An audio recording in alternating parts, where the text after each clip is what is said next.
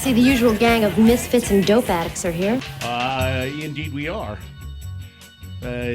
So tell us about that opening number, if you would, please. On this day. Yeah. In 1961, English bassist, best known for his work in Killing Joke, but also Prong and Ministry, Paul Raven was born today.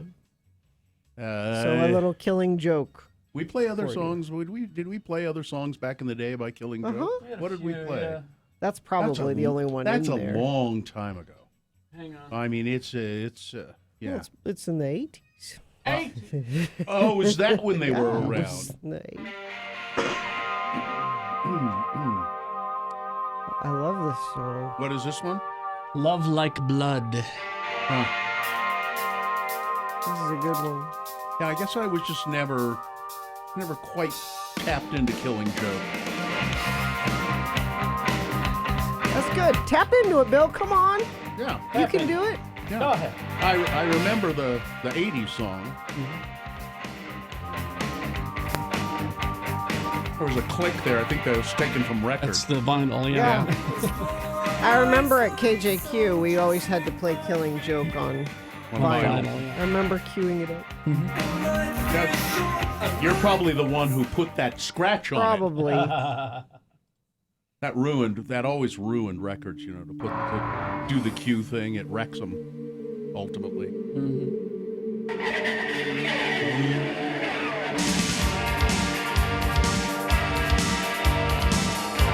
They do all sort of sound the same, don't they?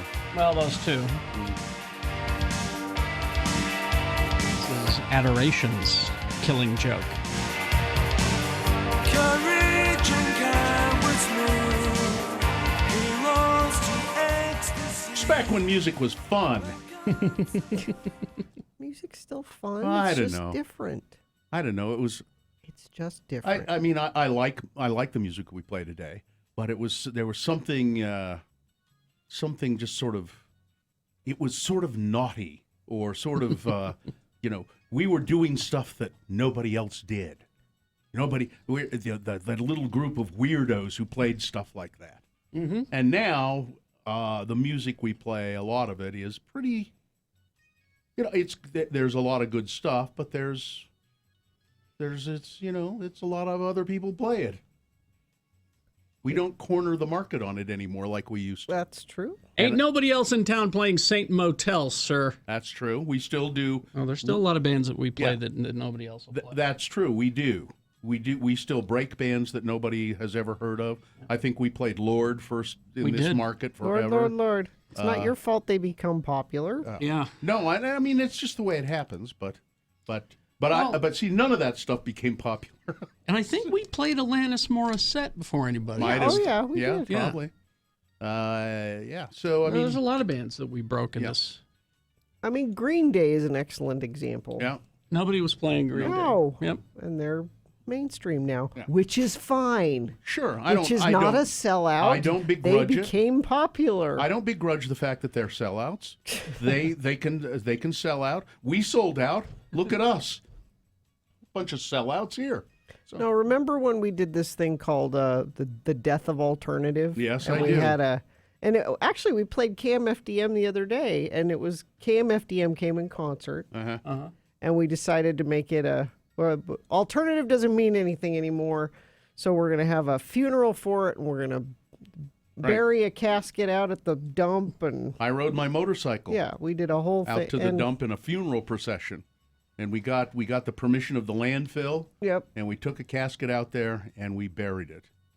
I think Jim Facer still has the headstone. He has the headstone, in at, his apartment. at his or palatial not apartment. His his palatial compound. ranch. His compound. Compound, Yeah. yes. He has that headstone from. But alternative became its own style of music, not necessarily an alternative to anything, and so that's why it persists. We tried to get rid of it, Yeah. but And there was no other way to describe this kind of music that it just we do. it came creeping back. I still tell people when people ask me what kind of music we play, I say, we play alternative. I still have to explain to them. Well, what do you mean alternative? Alternative to what? Well, Imagine Dragons, it's label. I don't understand it, but Anyway, we should get off this topic and just get the show on the road, I suppose. So let's do some check-ins at 877-602-9696. That's the number to call and check in with the Radio from Hell show. It lets us know that you're out there, you're willing to go along with us for a little journey, a little 4-hour journey of opinnuendo and perhaps a little humor, we hope. And some prizes to give away and things like that. As a matter of fact, there's the headstone for the death of alternative. You ought to tweet that, Karen. I just sent that to Katie, and she can get it up on. How did you come up with that so quick? My wife had it. Ah. She was just listening. Ah. So anyway, check in, 877-602-9696, and tell us, is there something about alternative that you miss? What's an alternative? Give us an alternative. I don't know what you're saying. Alternatives. What's your alternative? Just see, I'm keeping So what you're asking is where else you're going to go? Is that? Yeah, I'm keeping it wide open. Okay. What's your alternative? What alternatives do we have? For your efforts, you could get a Radio from Hell tote bag or tickets to the Utah International Auto Expo happening at the Mountain America Expo Center January 17th through the 20th. You can go to autoexpoutah.com for more information. Again, that's 877-602-9696, and just explore the word alternative, if you would, please. All right, there we go. Okay, we'll take a break. We'll be back. UtahAdvocates.com. So is if you're the riding your website. motorcycle out to the dump to bury alternative and you get into an accident, what are you going to do? Well, first of all, you're going to sue the radio station, right? Of course. If you're injured, what needs to happen is you need to focus on getting better and let the advocates worry about getting your medical bills paid. They are a small personal injury firm. There are other, and you see them all over the place, these gigantic personal injury attorneys. They have hundreds and hundreds of clients at the same time, and so they don't get the personal attention that the advocates will give you. And the advocates, UtahAdvocates.com is the website.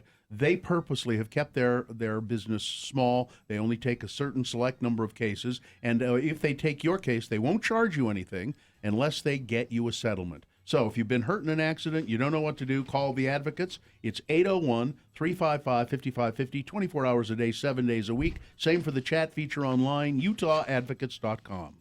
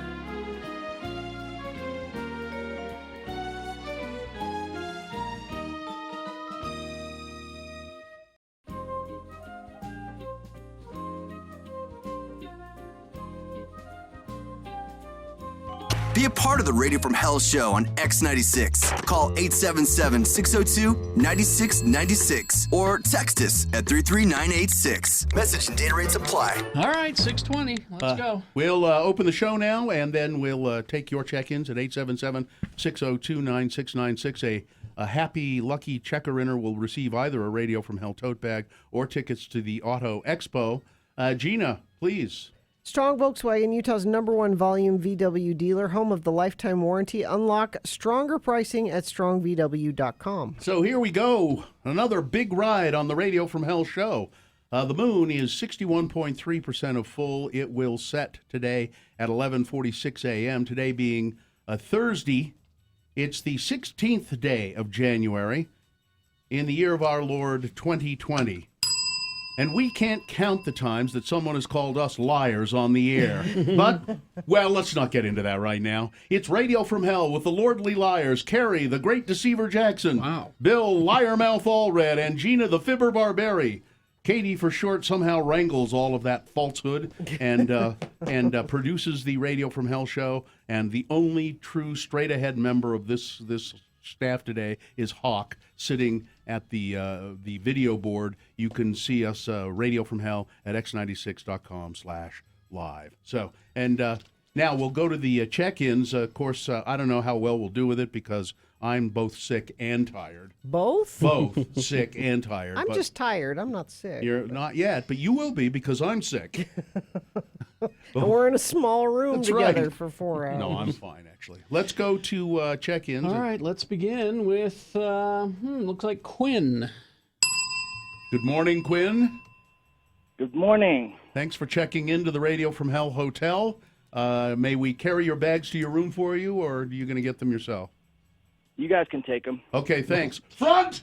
You're supposed to ring the bell, too, I think. Oh, is that right? Yeah, front! So, Quinn, I just sort of left it wide open. Alternative. What of it? Yeah. I think alternative, like for me, I think of alternative rock, but then also I just see alternative as something that's different than like mainstream. Yeah. Anything So, that's like, anything it can be like alternative. acoustic, rock, Yeah. like that kind of music. Lifestyle. Yeah. You can have an Oh, yeah. alternative lifestyle. Anything outside of the mainstream. Very good, Quinn. Thanks for checking in with us. Yep. See ya. All right, thank you, Quinn. Bye.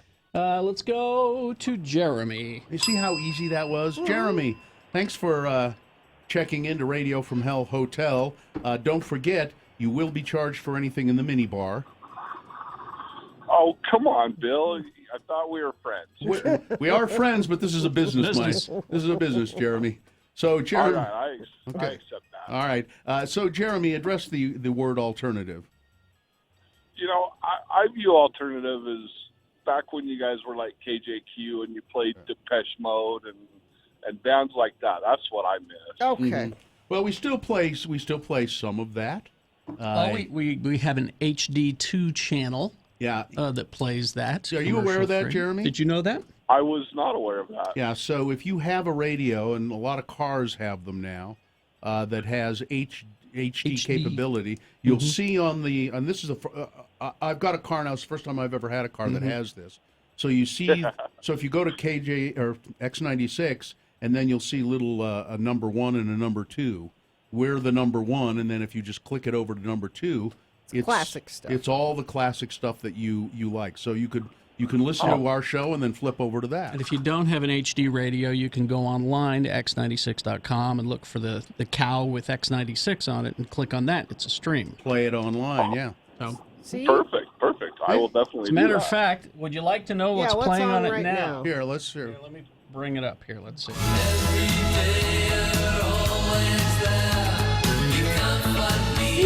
Secret.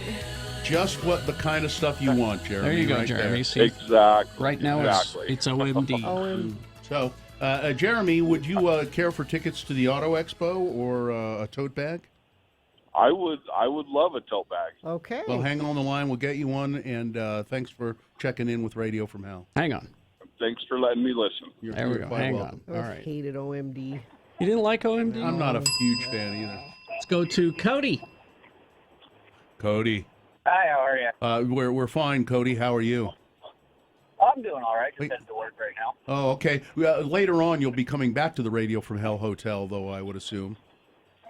Yeah, I've actually called a couple times. You made a joke about me picking up my wife from the hospital about a year and a half ago. Huh. I hope it was funny. Oh, it was pretty funny. You told me to pull over and Okay. have some fun. So alternative, Cody. What do you say? I love alternative in music aspects. That's Twenty One Pilots is one of my favorite bands. Definitely alternative is being against the norm, but like my alternative in life, I would rather be a full-time photographer and own my own movie shop. Oh, okay. All right. All right. All right. Thank you, Cody. Thanks for checking in with us. No problem. Appreciate All right. it, guys. Bye, Cody. Let's see. Hey, it's former intern Damon checking in from the Provo Hospital. My wife's about to have our first child. Oh, Congratulations, Damon. Name, please. We need a name. Name. Yes. Get us the name. Let us approve it. My wife and I are both injured. We played sports, trying to build character. Devin. All right. Tim the Tree Guy checking in. I've got an alternative diet. What is it? What alcohol? what is Doesn't it, say. Tim? He does not say. Booze? It's a secret. Maybe it's a secret. Secret. Diet.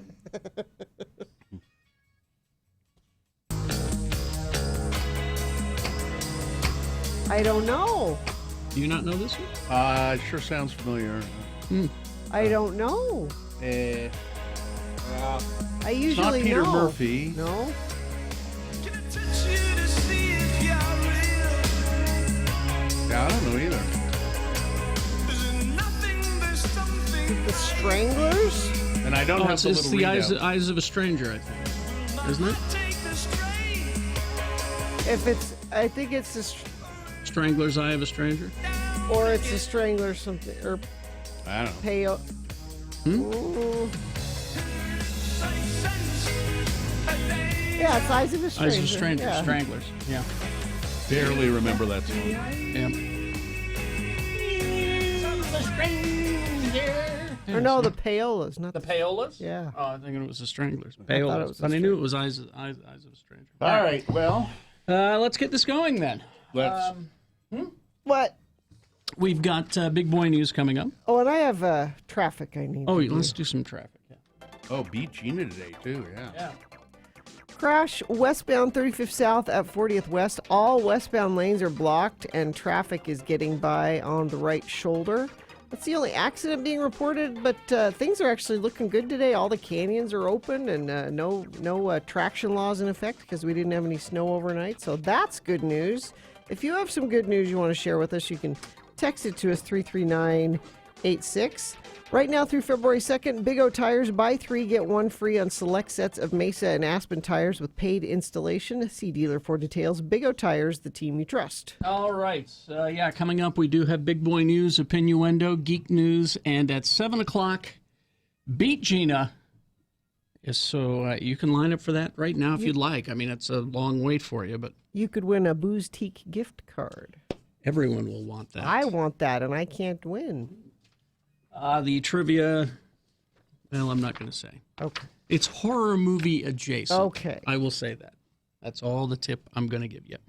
All that and more on the way. Stand by for that. Brooklinen.com is the website. You need to go there, take a look at all the great stuff that they have. And in our house, we have made a New Year's resolution, and that is self-care Good. translated to being comfortable. Everybody needs that. That's the most important thing. And so we love our Brooklinen sheets. It's time to get comfortable. New bedding, loungewear, towels, and more. Home of the internet's favorite sheets, brooklinen.com. Over 50,000 plus 5-star reviews and counting, plus my 2 dogs and my dear wife, Sue. It's really a great website. They've got a lot to choose from. And so keep that in mind. Like if you like softness, comfort, essentials to help you relax, Brooklinen has it all. Brooklinen.com, perfect place to hit the refresh in the new year. Go ahead, make yourself comfortable. Brooklinen so confident in their product that all of their sheets, comforters, loungewears, and towels come with a lifetime warranty. You will get 10% off of your first order and free shipping when you use the promo code JACKSON, my last name, JACKSON. Only at brooklinen.com. That's BROOKLINEN.com. Brooklinen, everything you need to live your most comfortable life.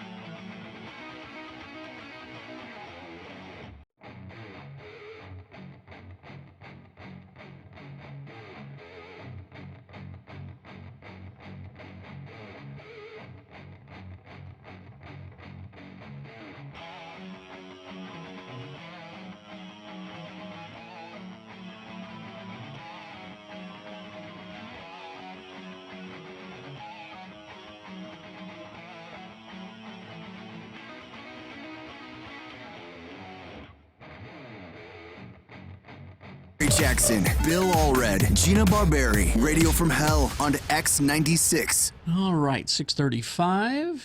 Geek news coming up. Before that, big boy news and Opinioendo now brought to you by. The Blox's downtown Salt Lake. Don't miss the Feeling Before Thought exhibition presented by Urban Arts Gallery, Allegory presented by Ryrie Woodbury Dance Company and Capitol Theater, and the Sundance Film Festival. Thank you. Well, we'll get into the news here in a second, but our intern Damon down in Provo, and he and his wife are down there. She's having their first baby. Says that they're. I don't know why he added their both. We are both injured. We played sports building That's character. Devin. That's different. That's a different one. Different that's person. not Devin. That's Damon. But I apparently, I think Damon. We asked him what he was going to name the kid, and I think he's going to name the kid Paul Hyde and the Pale. I'm misreading. What all are you of that. doing? I'm misreading. You all should of stay that. out of there. Yeah, Let me take care of that. I'm misreading all of that. I'm You sorry. get to the news. Dwayne Johnson, tragedy. He was one of a kind. No, he no, was an original. He Dwayne's will be fine. missed. Dwayne's fine. I know. I'm getting people to go, Gina. I'm getting people to go, what? Dwayne Johnson. He was one of a kind. He was an original. He will be missed. Dwayne Johnson's father, Rocky Johnson. His wrestling name was Soul Man. And he was, I guess, a pretty big star in the WWE, a pioneer. He was living in the Tampa Bay area. He died yesterday. Rocky Soulman Johnson, x96.com/live if you want to see him with his son, and also a picture of him when he was in his prime. A muscular guy. And it's back when the wrestlers all wore those. I mean, they all wore those really tight Stretchy pants. bathing suit bottoms, or whatever they were. Up high on the waist. Yeah, they were just ugly. He started out in the National Wrestling Alliance in the 60s, got widespread notoriety when he joined the WWE in the 80s. He and Tony Atlas were the league's first African-American tag team champions. They were known as the Soul Patrol. Cool. Some of his biggest rivals were Greg the Hammer Valentine, Don Morocco, and Adrian Adonis. Adorable Adrian Adonis. That's right. I believe he was one of the wrestlers we saw, wasn't he? He was wrestling Roddy Piper.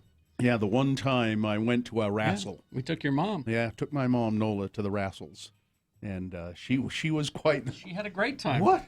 Oh my! It's Well, you should go at least once. It's quite a spectacle. it is. It's a show. Yeah. Jake the Snake Roberts It's a was show. there, and he had a big old snake in a bag. It's pretty amazing when he would put that bag on the stage, and that bag would start writhing around, and he'd pull that snake out of there.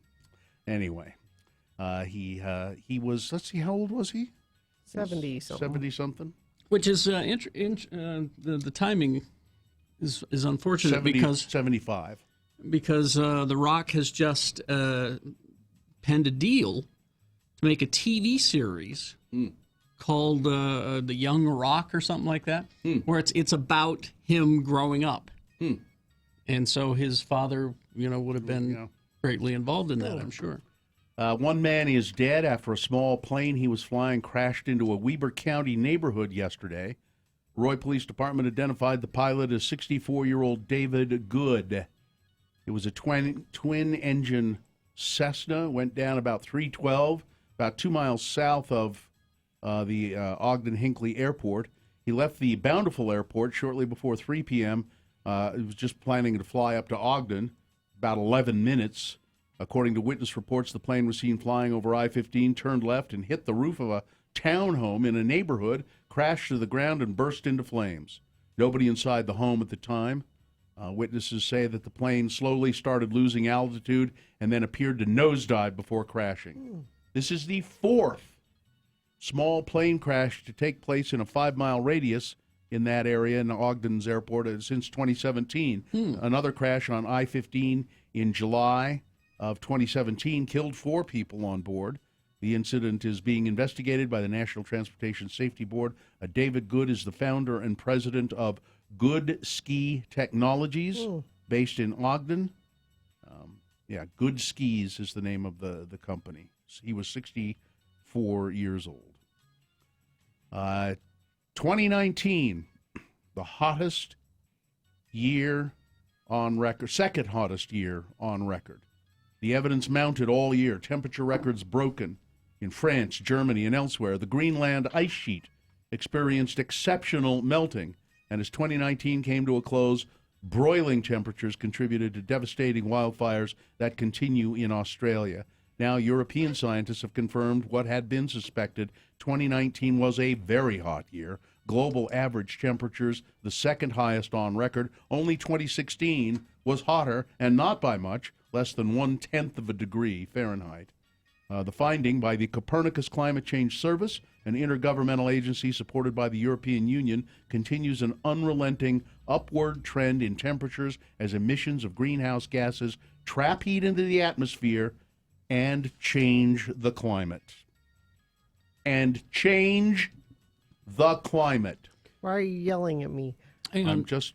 I'm emphasizing. Excuse me, Bill Meatloaf is on the phone calling from his hospital bed, and he just wanted to remind you that Greta was brainwashed. Hang up on him. Okay. Hang up on him. Lev Parnas, This is the fun. Soviet-born businessman who played a central role in the campaign to pressure Ukraine to investigate political rivals of President Trump, completed his break with the White House yesterday, asserting for the first time in public that the president was fully aware of the efforts to dig up damaging information on his behalf. In an interview with the New York Times on the day the House transmitted articles of impeachment against Trump to the Senate, Mr. Parnas, who also expressed regret for having trusted Trump and Rudolph Giuliani, the president's personal lawyer, the architect of the Ukraine pressure campaign. His lawyer, that is Parnas's lawyer, said he was eager to cooperate with federal prosecutors investigating Mr. Giuliani. Mr. Parnas made his remarks as House impeachment investigators released more material that he had turned over to them. So the House impeachment investigators are releasing all of this information. The material, including text messages, photos, calendar entries, underscore how deeply Parnas and others were involved in carrying out the pressure campaign, and how new information continues to surface even as the Senate prepares to begin Trump's trial next week.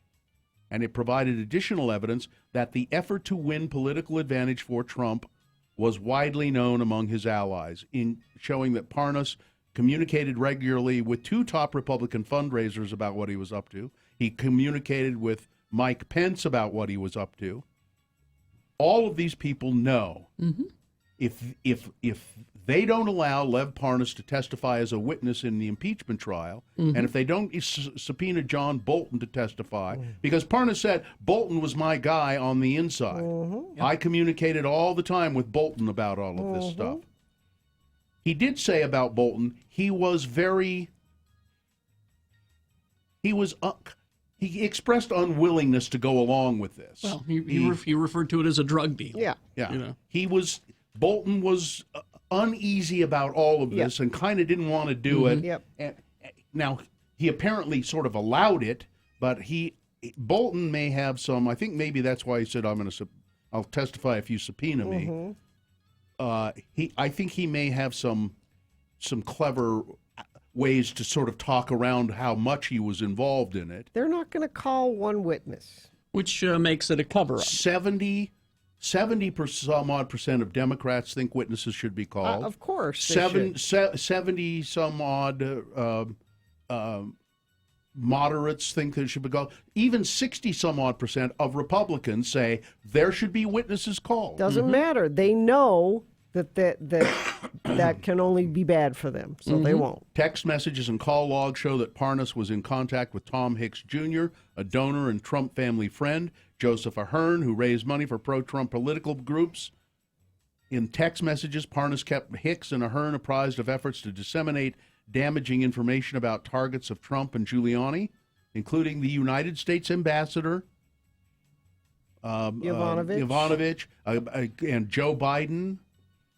And it is, and they were just pretty open about it too, because it was Ukraine. I mean, there are apparently notes that Parnas took on stationery from the hotel he was staying in. You know, he just grabbed the stationery and let me make some pressure Zelensky. Let's see, give S to Yovanovitch. Okay, what else? What else do you want me to do? And here's the thing is that there didn't even have to be an investigation. Just the Ukrainian president saying, we're opening one. Yeah. They even said That's to him, right. you don't have to investigate. Just say it. You just need to go on CNN and say that. That's all. And I'm also amused by all of the people. It's a joke now. I never met the guy. I don't know the guy. And they all have their picture taken with multiple pictures. With Lev Parnas. Yes. Yeah. I don't know him. Who? Yeah. Now, if there's just one picture, I can understand saying, I don't remember that. No, and but- Devin Nunes is like, Lev Parnas. Yeah. I thought you meant Fred Parnas. Oh, And yeah, Devin I do know who. That's. I mean, I'm not exaggerating. That's kind of what he's like. Oh, yeah. I had the name wrong. Devin is deep in this Yeah. as well. And Parnas even said, well, aren't you afraid, with all this talk? He says, no, actually, the more I talk, the safer I am. Yeah, Mick Mulvaney. Yeah. Another one. These people. Barr. Yeah. Mm-hmm. All of them. Barr's and, deep in there, and too. Pompeo. They're all in it. Which is why we won't have any witnesses, and they will rush through this trial as quickly as possible. And that's a move cover-up. along. Well, they won't. They won't let them rush through it. The Democrats are saying, Trump is saying, I think it'll take about 2 weeks. The Democrats are saying, no, it won't, and they will control that. It'll take 6 weeks at the least. We were talking about the Philo T. Farnsworth statue. Philo T. Farnsworth, essentially they call him the inventor, the father of television, the cathode ray tube. So there was a statue. I think it's still there at this point, of Philo T. Farnsworth in the Capitol Rotunda. Every state gets 2 statues in the Rotunda, and Philo T. Farnsworth and Brigham Young are there now. So there was a lot of move to have, her name just went out. Martha Hughes Cannon. Cannon. Martha Hughes Cannon, because she was a remarkable woman here in Utah, a physician, as I recall. First, was she a senator? I think she was an elected senator from the state of Utah. They said, let's put a woman's statue in the Capitol, and everybody said, yeah, let's get Philo not out of there. really from Utah. Well, so I said yesterday Rexburg, Idaho, claims him. It's not Rexburg, it's Rigby, Idaho. Rigby city officials have officially committed to pay the transportation fee for the Philo T. Farnsworth statue to go back to Rigby, or to go to Rigby. The city is selected as the statue. It says if the city is selected as the statue's new home. According to the request for proposal, the cost to transport the more than 8-foot-tall bronze from the U.S. Capitol building to the west side of the country is about $25,000. The deadline to submit the request is, it's passed. So Rigby Mayor Jason Richardson told council members he wanted to be able to write that funding to transport Farnsworth to Rigby. He wanted it to be secure. I don't know where they are on this now, but somebody sent me this article. The statue, and I think that'd be a nice place for it, because Rigby does claim him as a native son. Let's see. Let me wrap it up here with one story then. Oh, here we go. So if you're turning 21 years old this year, in 2020, Natural Light wants to celebrate. They'll give you a free case of beer. Anybody who's turning 21 in 2020. I'm surprised nobody's done this before. A free case of Natty Light.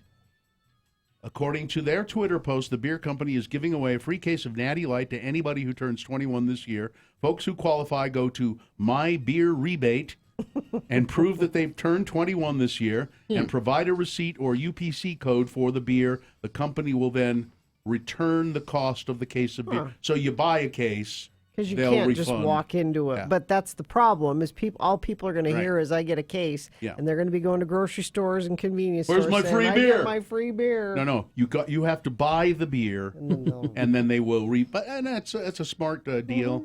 And it's Natty Light, so I don't know. Yeah. They'll be celebrating their 43rd year of production in 2020. All right, that's it. All right. Sports weather traffic. Right now through February 2nd, Big O Tires, buy 3, get 1 free on select sets of Mesa and Aspen tires with paid installation purchase. See dealer for details. Big O Tires, the team you trust. Jazz, 11 in a row tonight in New Orleans. Is that a prediction? At 6 o'clock. Oh, the Pelicans. There's something about. So there's a big to-do. Is it tonight he's going to start? So Zion Williams? Williamson. The number one draft pick who's just been injury plagued and hurt his knee and he hasn't been able to play. Yeah. yet. They were thinking maybe he would play the Jazz. He's not going to start till the 22nd. So soon. Mm-hmm. It's a thing. Apparently he's a phenom. Yeah. But an injury plagued one at that. So so that's that. Weather today, sunny. Could be record-breakingly warm. We could get up to 50, but this is the warm before the storm, a pretty significant storm coming in on Friday. So whatever you need to do outside, today's your day to do it, probably. Oh, great. Why? Because I'm driving my wife to a procedure tomorrow morning. So I'll be right in the middle of it. Yeah. Sorry about that. And about the procedure. Traffic, let's see. We've got a crash westbound 35th South at 40th West in West Valley. That's got the right lane closed, but that's the only accident so far this morning. Roads are clean and dry and not snowy, including the canyon, so you have smooth sailing so far. Are debts killing you? Do a cash-out refinance of your mortgage at loansbyrick.com. Where else you gonna go? All right. Thank you very much. If you've a mind to, you can get in line right now to beat Gina, 877-602-9696. What's the prize that we're giving away? It was a Booze good Teak gift card. Booze Teak gift cards, so that's very nice. Yeah. Everybody will want that. But you've got to have a prize to give Gina if she beats you at trivia. It's a horror movie adjacent trivia. Okay. I'll get more specific when we I don't know what it is when either. we get to the segment. All right? Stand by for that. Is this sponsored? Yes, Mystery Science Theater 3000 live on stage at Eccles Theater February 8th. Tickets at live@theeccles.com. Okay. It was Monday night on a channel called ESPN. ESPN? Is that what it is? Is it ESPN? Is that what you're saying? It could be. Okay. Well, I got it. Was you. during a football competition? I did. I watched it. It was the LSU Clemson game. Oh, okay. And I saw what Those you're are going colleges, to. Kerry. The colleges. Yeah. Okay. I saw what you're going to refer to. Well, it's some more footage, and I think the final trailer. Natasha, my sister. After all this time, what brings you home? We got more footage for the Black Widow movie. I was trying to do something good. You're more than just a trained killer. You're fooling yourself. We're still both trained killers. So it looks like the movie is a James Bondy kind of international intrigue kind of thing. We.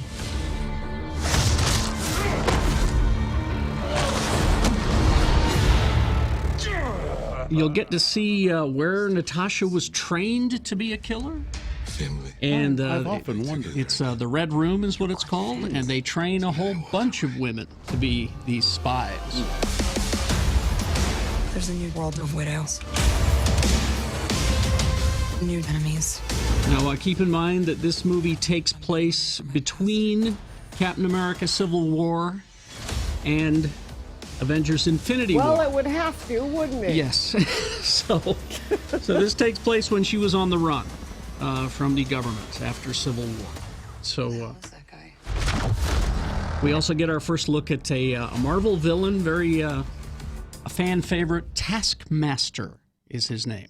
And we don't know who's playing Taskmaster at this time because, he wears a mask. It's a skull mask. And Taskmaster has the ability to see you do something, fighting technique or whatever it may be, and is able to immediately copy it and then improve on it. So he has a Captain America shield of his own. He has all of the skills and weapons of most of the Marvel superheroes combined. So that'll be fun to see. David Harbour is not Taskmaster. Is the dad, right? He's playing a character called Red Star or something, Red Menace. Something. Anyway, He's like the Russian equivalent of Captain America. Okay. Failed experiment, but it'll be interesting. So look for that while you're at work today. Also, another trailer for you today. We got more footage for another comic book movie, a comic book you've not heard of called Bloodshot. Gina, I'm home. And so we got some more footage of that. The international trailer for Bloodshot. Go take a look for that. Valiant Comics adaptation. Took years to get this movie made, but Vin Diesel found out about it and went, "Oh, okay, yeah, we can do that." You get Vin Diesel behind it, I guess you can make a movie. To bring back, but improved, enhanced. Soldier named Ray Garrison, played by Vin Diesel, brought back to life and infused with nanobots that, the little robot things in his blood that make him super strong and can repair any injury. And they use him to assassinate targets. But the nanobots will erase and alter his memories to think that each time he's killing doing a hit, he's killing the person that murdered his wife. Okay, that's So- interesting. But then he starts to figure it out as the movie goes along. So there's that. And so look for that international trailer. There's a lot more footage on there. Okay, and the bad news. What? This is really actually quite. I'm concerned about this. What's that? Doctor Strange in the Multiverse of Madness is the sequel that is in production. Well, it's Now, pre-production. Would this be the second? Second Doctor Strange movie. My daughter loved that movie. Well, and that's the thing. Go back and watch that first Doctor Strange movie. It's really quite good. Yeah. And again, any movie that can make me, a Marvel zombie, care about a character I didn't care about is a good movie. And Scott Derrickson knows the character just about better than anybody. He's also a horror film director, so there's all those aspects scary involved. element. He is no longer involved in the sequel.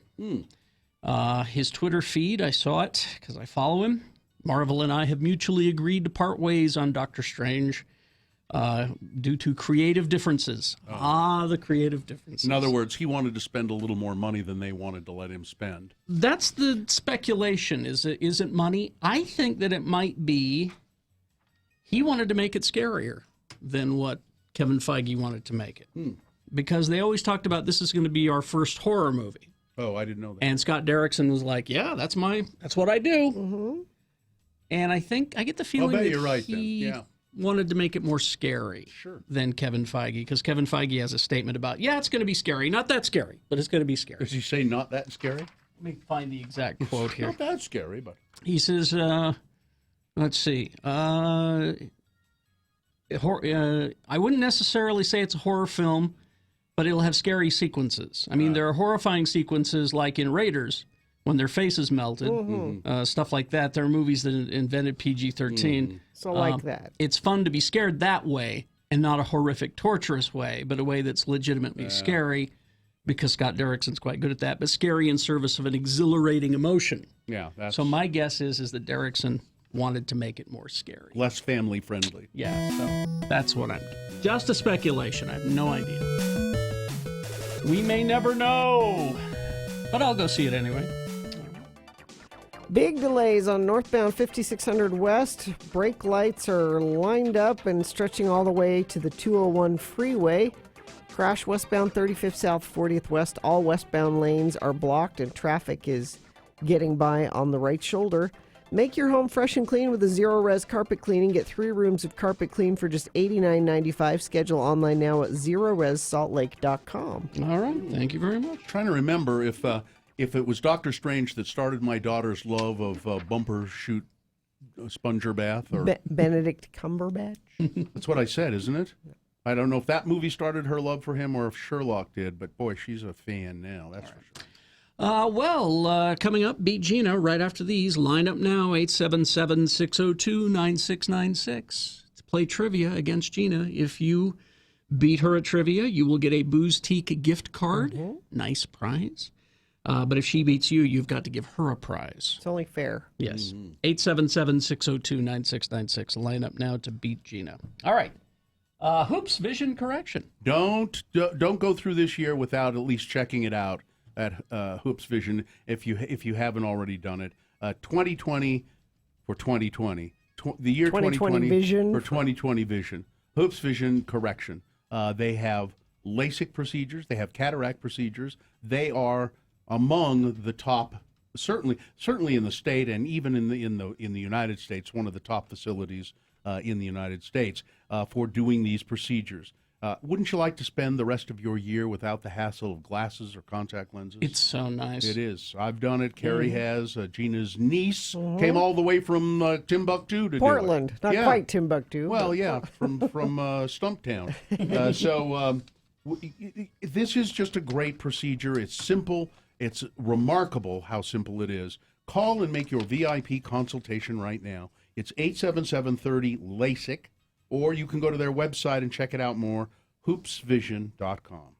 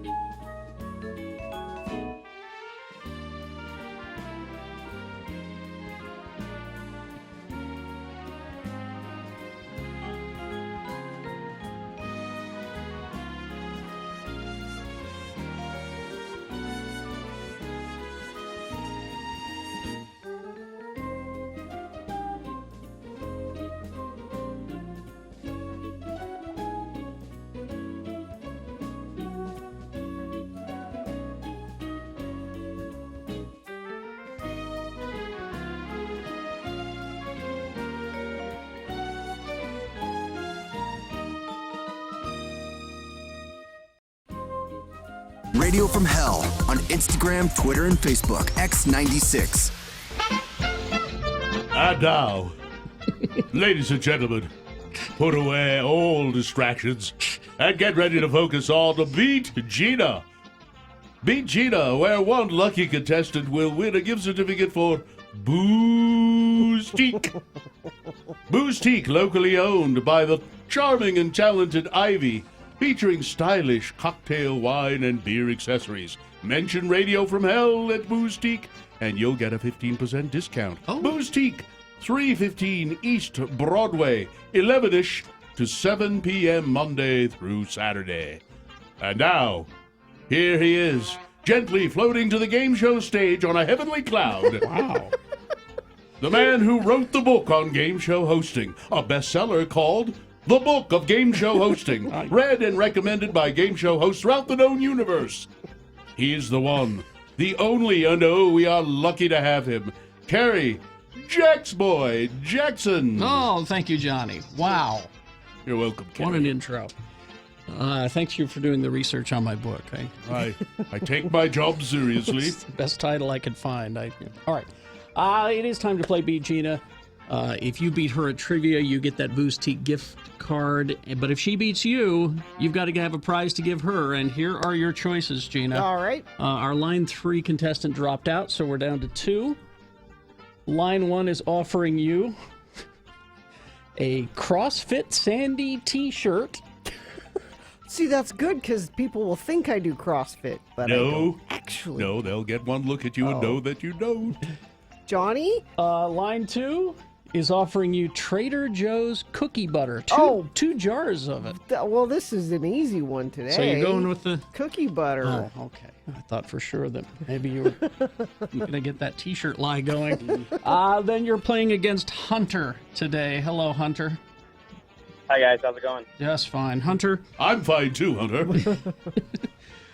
Hunter, here's how we play the game. We'll give you trivia questions, and your question will be your question. You get a chance to answer it, and if you don't answer it correctly, the other contestant gets a chance to answer it correctly and steal your point away. Gives you an advantage in the game to go first, so the coin toss app is ready. Hunter, heads or tails? Let's go with tails. All right, let's see what we got here. It is heads. Oh, bye. That means Gina goes first. Yes.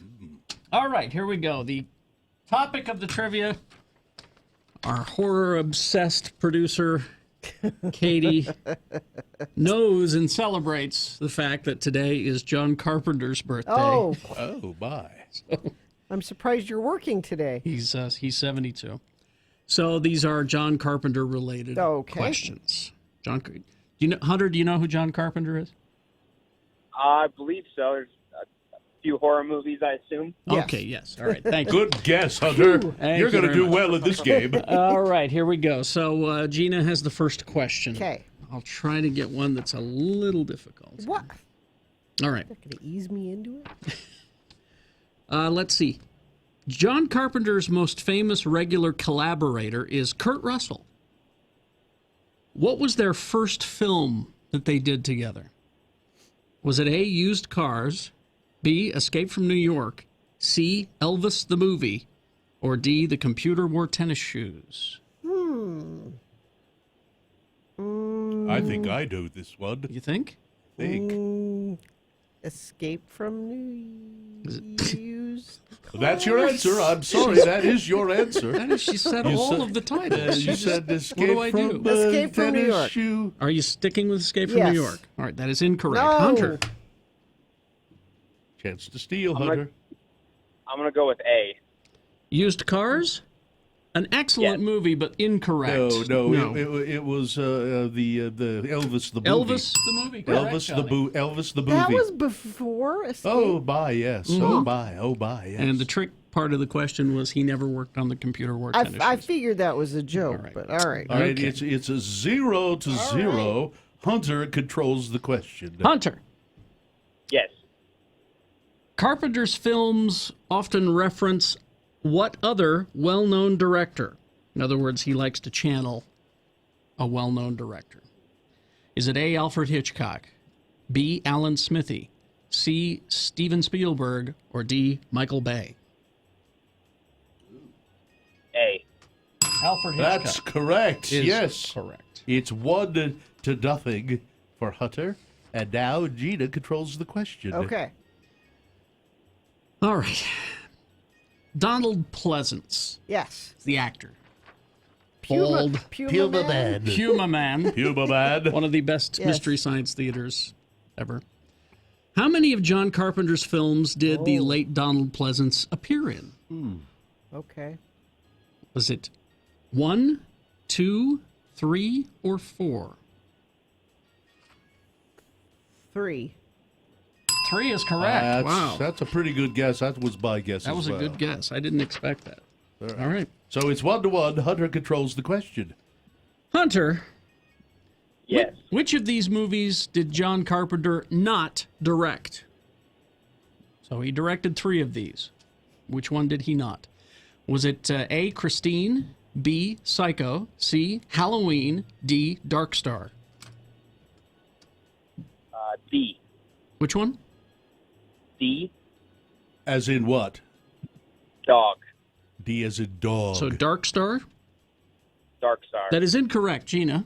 Well, Psycho. Psycho. That would be correct. That was a That's an easy one. that was a gimme. 2-1. Everybody knows that Steven Spielberg directed Psycho. Oh no, it was Alfred Hitchcock. It was. So Gina now controls the question. She has 2 points and a chance to win. Cookie butter on the line. Go. John Carpenter was devastated by the critical reception of which movie? Okay. So he thought he did a really good job on this movie, and he was devastated at the critical reception. Was it A, The Thing, B, Big Trouble in Little China, C, Escape from L.A., or D, Christine? Big Trouble in Little China. Incorrect. Hunter? Chance. A. The Thing. Really? Now I didn't know that. He thought for sure that he did an excellent job with that movie. He and- did. Well, he did, yeah. It was I very, didn't know very it good. was. All right, now it's tied up 2-2, and Hunter controls the question with a chance to Wow. steal. All right. I mean, a chance to win the game. Hunter. I'm feeling good. John Carpenter scores a lot of his movies, makes the music for a lot of his movies. Which of John Carpenter's movies did John Carpenter not score? So he scored 3 of these. One of them he did not. Was it A, Assault on Precinct 13, B, Halloween, C, The Thing, or D, Escape from New York?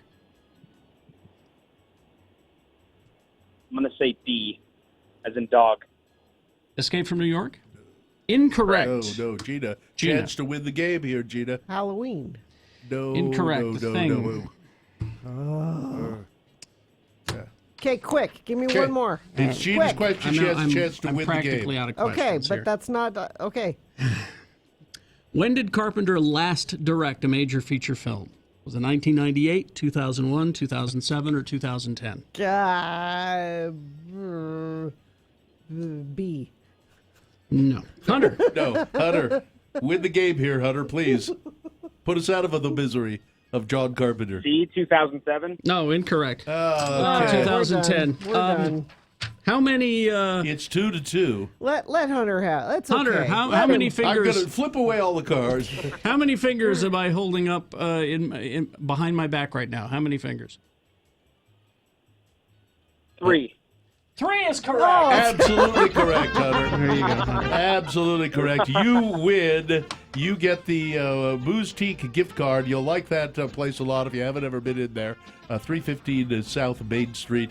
And you get to keep your Speculus. I appreciate it. I think now we need to bring back Copper Mug Chat. Okay. Copper Bugs Chat. He Okay. listens. All right, we'll Hang do that. on. Thanks, Hunter. All right, hang on, Hunter. We'll get your information. Thank you very much. I have to go. We'll see you, Johnny. All right, good. Thank you. Auto pedestrian accident, 6200 South, 4800 West. Cruiser on the scene. A 17-year-old male on a scooter was hit by a vehicle. He's conscious, breathing, and alert, but that's causing some delays in that area. Crash southbound I-15 6 South in Salt Lake. And big delays northbound 5600 west. Traffic stretching all the way back to the 201 freeway. That's traffic. I have a quick giveaway. Yes. X96 and Radio from Hell presenting Lights, Camera, Brunch. It's sold out. The only way you can get tickets is by winning them from us right now. It's happening Sunday, January 26th from 11 a.m. to 2 p.m. I'm going to give you a keyword. You'll text it to 33986 for your chance to win. The keyword is funny, Funny, funny. Text it to 33986. All right, we've got bonus round 1 coming up here. The candidates for your consideration. Number 1, I want to get frisky in the lavatory. Who's with me? Number 2, condom spoil sport, Gary Herbert. And boner candidate number 3, let's get high with Mom.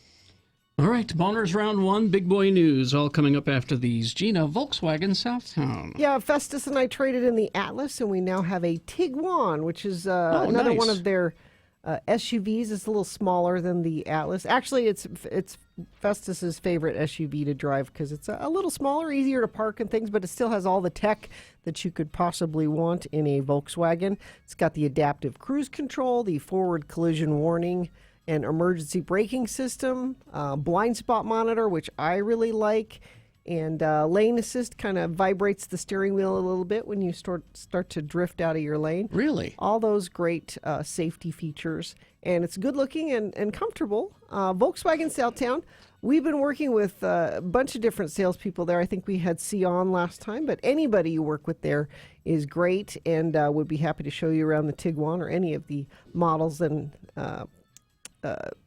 things they have there at Volkswagen Southtown. So just off 106 South, I-15 west side of the freeway, or you can always find out more at vwsouthtown.com.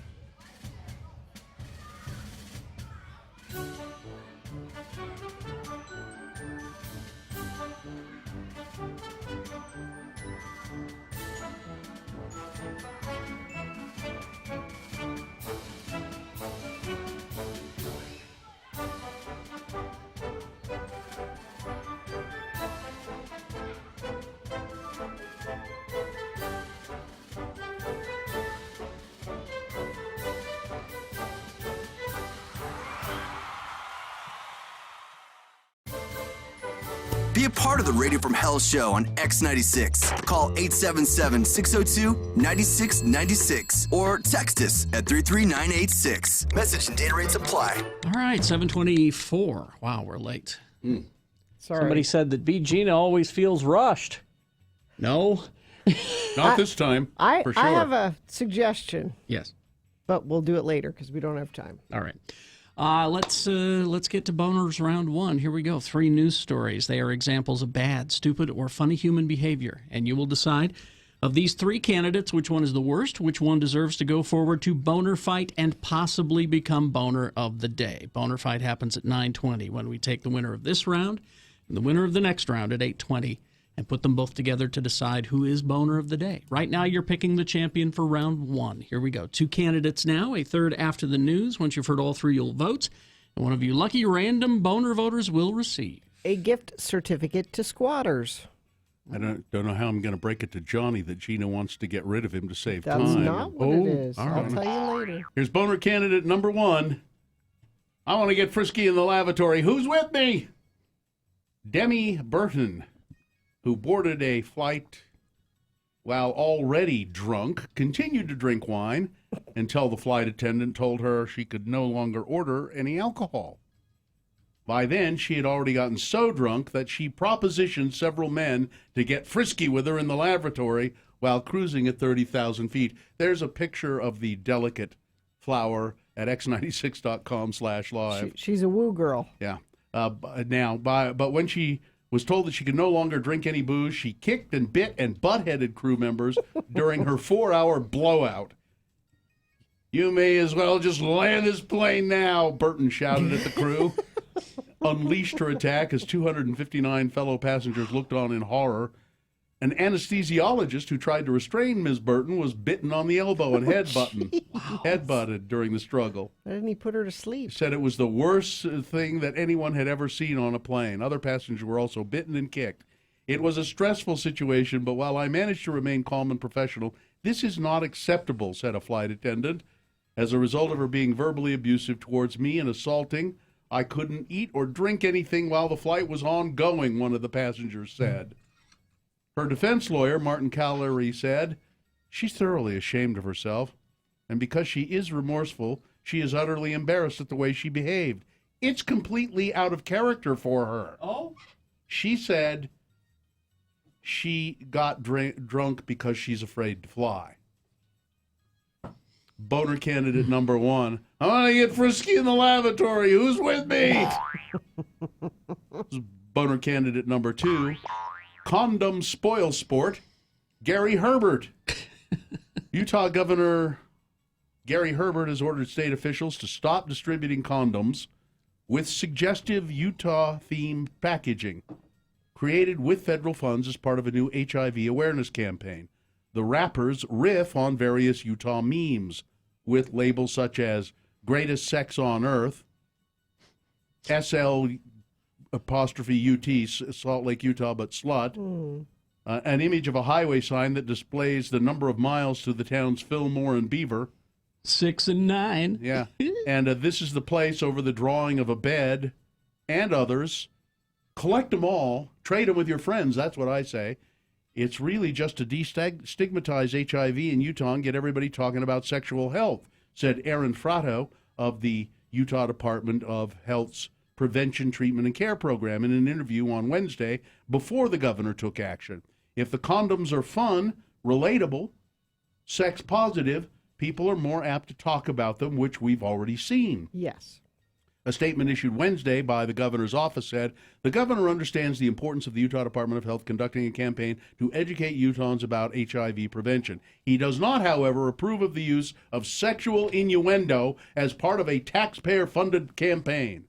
And our office has asked the department to rework the campaign's branding. I'm uncomfortable enough just saying the word condom, let alone... Jeez. Now, wait a minute. Let me see. Let me go back here in the story.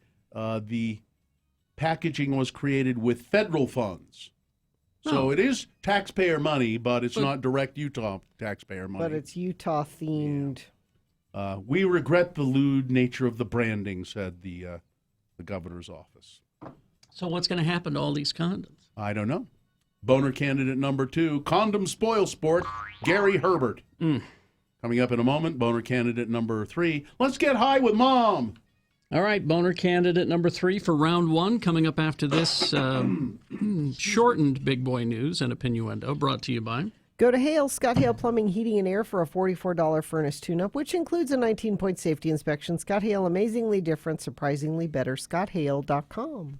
So this is kind of a related story, I think. What started as a class, to the condom story, what started as a class project for a group of women at BYU has turned into a warehouse full of product ready to revolutionize the way women treat menstrual cramps. Now, again, this is students at BYU. Okay. They have periods, too. This is where the magic happens, Oh. said Tammy, Abby, and Zoya as they stood at the garage door entryway of the warehouse in Salt Lake. Look around, you'll see boxes stacked, taped shut, each one filled with new product that's still wrapped in plastic, and piles of unmade boxes which read, "You go, girl," Okay. on the top flap. From the outset, it looks like a typical warehouse. However, what's inside? So every month you'll go, "I can't do this." Your hands are all covered in chocolate and you're crying, said Tammy as she laughingly clutched one of the small white boxes. The product and the marketing will help bring you up to speed. Every period is red. We just thought it was hilarious, Tammy said, as she pointed to a small red punctuation mark on the box. God. Tammy, Abby, and Zoya are known as the period girls. Okay. There's always the initial, like, we're the period girls, and there's always that, Tammy said. Every white box is a special delivery coming to you once a month, every month, so we put them in these mailers and take them out. We've got the box. Da-da! What's in the box? I'm getting to it. It says, one thing is you're a... So here are some of the things they say. Our thing is you're a crampian. Like, you're a champion of cramps, you know? Yeah. We think that's so funny, she said. What's underneath the hashtag Crampian instruction booklet, a white nylon band about 5 inches wide, 4 packets of hot stuff, and a colorful floral sticker. So there are 3 pockets in the front and the back, and a clasp, and they have... The band is soft nylon material that provides compression. A silicone strip secured along the top prevents slipping. The band is meant to be secured at your natural waist.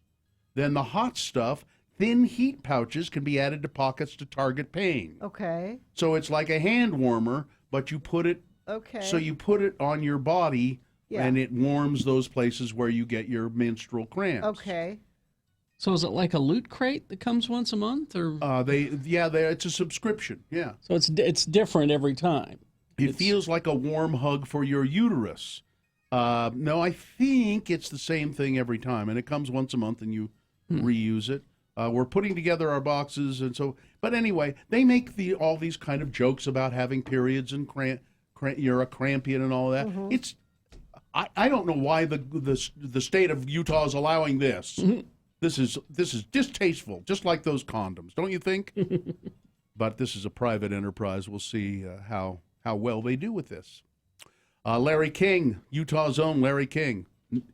We can't say specifically that he's a Utah native, but he's Utah's own. None of us put Larry on our Deadpools, did we? Oh, no, that would have been a good choice. He's parted ways with the home he bought with his 7th wife, Sean Southwick, 5 months after he filed for divorce. The 10,810 square foot Tuscan-style estate is located in Beverly Hills, and it sold for $16.995 million. That's $17 million. It's a picture The of house, x96.com/live. The house is represented by Kurt Rappaport of Westside Days Agent. The former couple bought it in 2007 for just under $12 million, so he did pretty well on it. It has 7 bedrooms, 9 bathrooms, and a heated pool, an elaborate and luxurious living space that also includes a gym, maid's quarters, and, of course, separate bedrooms for Larry and Sean. A one-bedroom guest house where Cato Kalin is living. Oh, no. Larry, who is 86, and Sean, who is 60, raised their 2 sons, Chance and Cannon, in that home, which was built in 1989. So let's get on it, Utah. Virginia is moving to be on the brink of being the 38th state to ratify the Equal Rights Amendment. Does it kind of not matter then if they do it, then we don't have to do it? No, I don't think that's the case. Yeah, I think we need to do it because there's going to be pushback.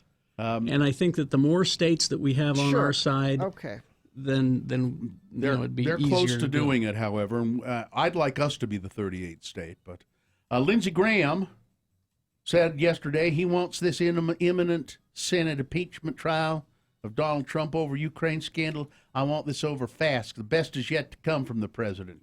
The best is yet to come. Wow. Well, I hope that's true. Graham has become one of course, Trump's staunchest defenders.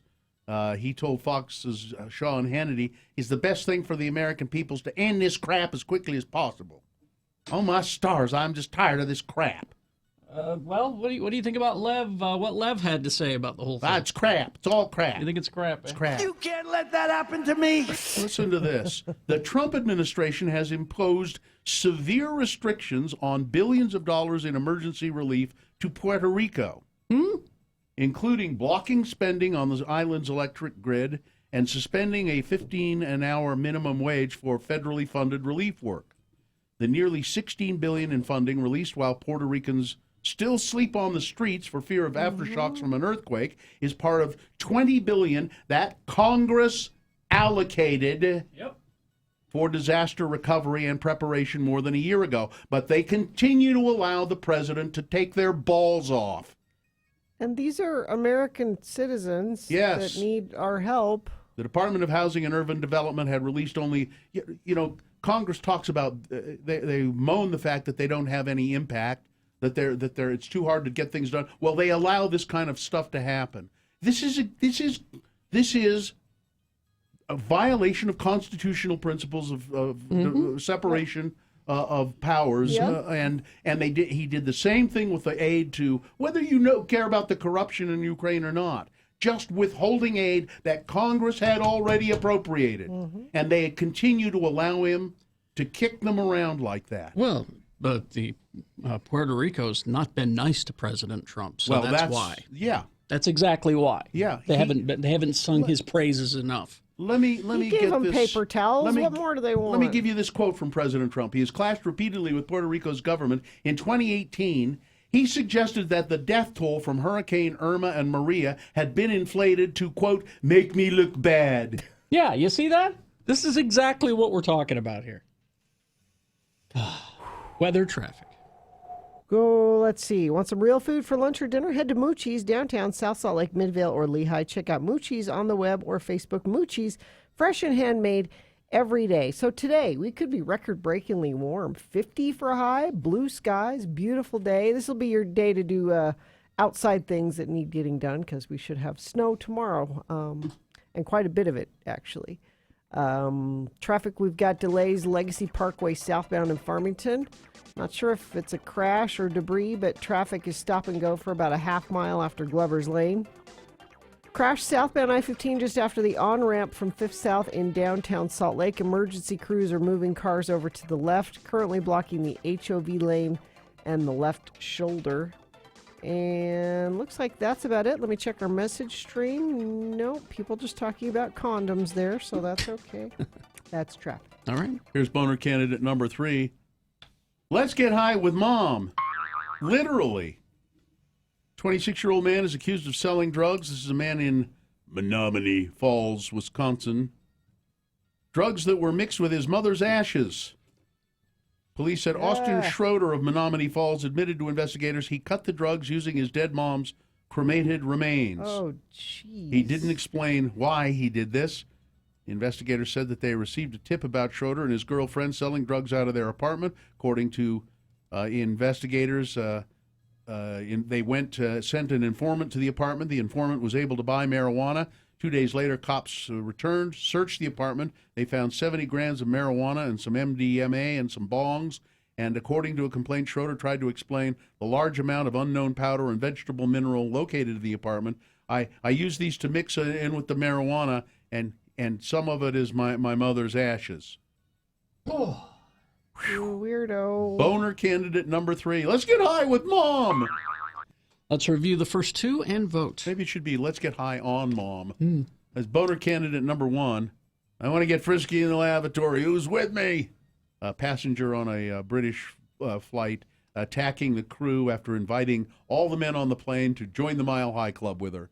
Boner candidate number 2, condom spoil sport Gary Herbert, Utah governor stopping distribution of what he said were risque state-themed condoms. They were created to raise awareness of HIV. And boner candidate number 3, let's get high with Mom.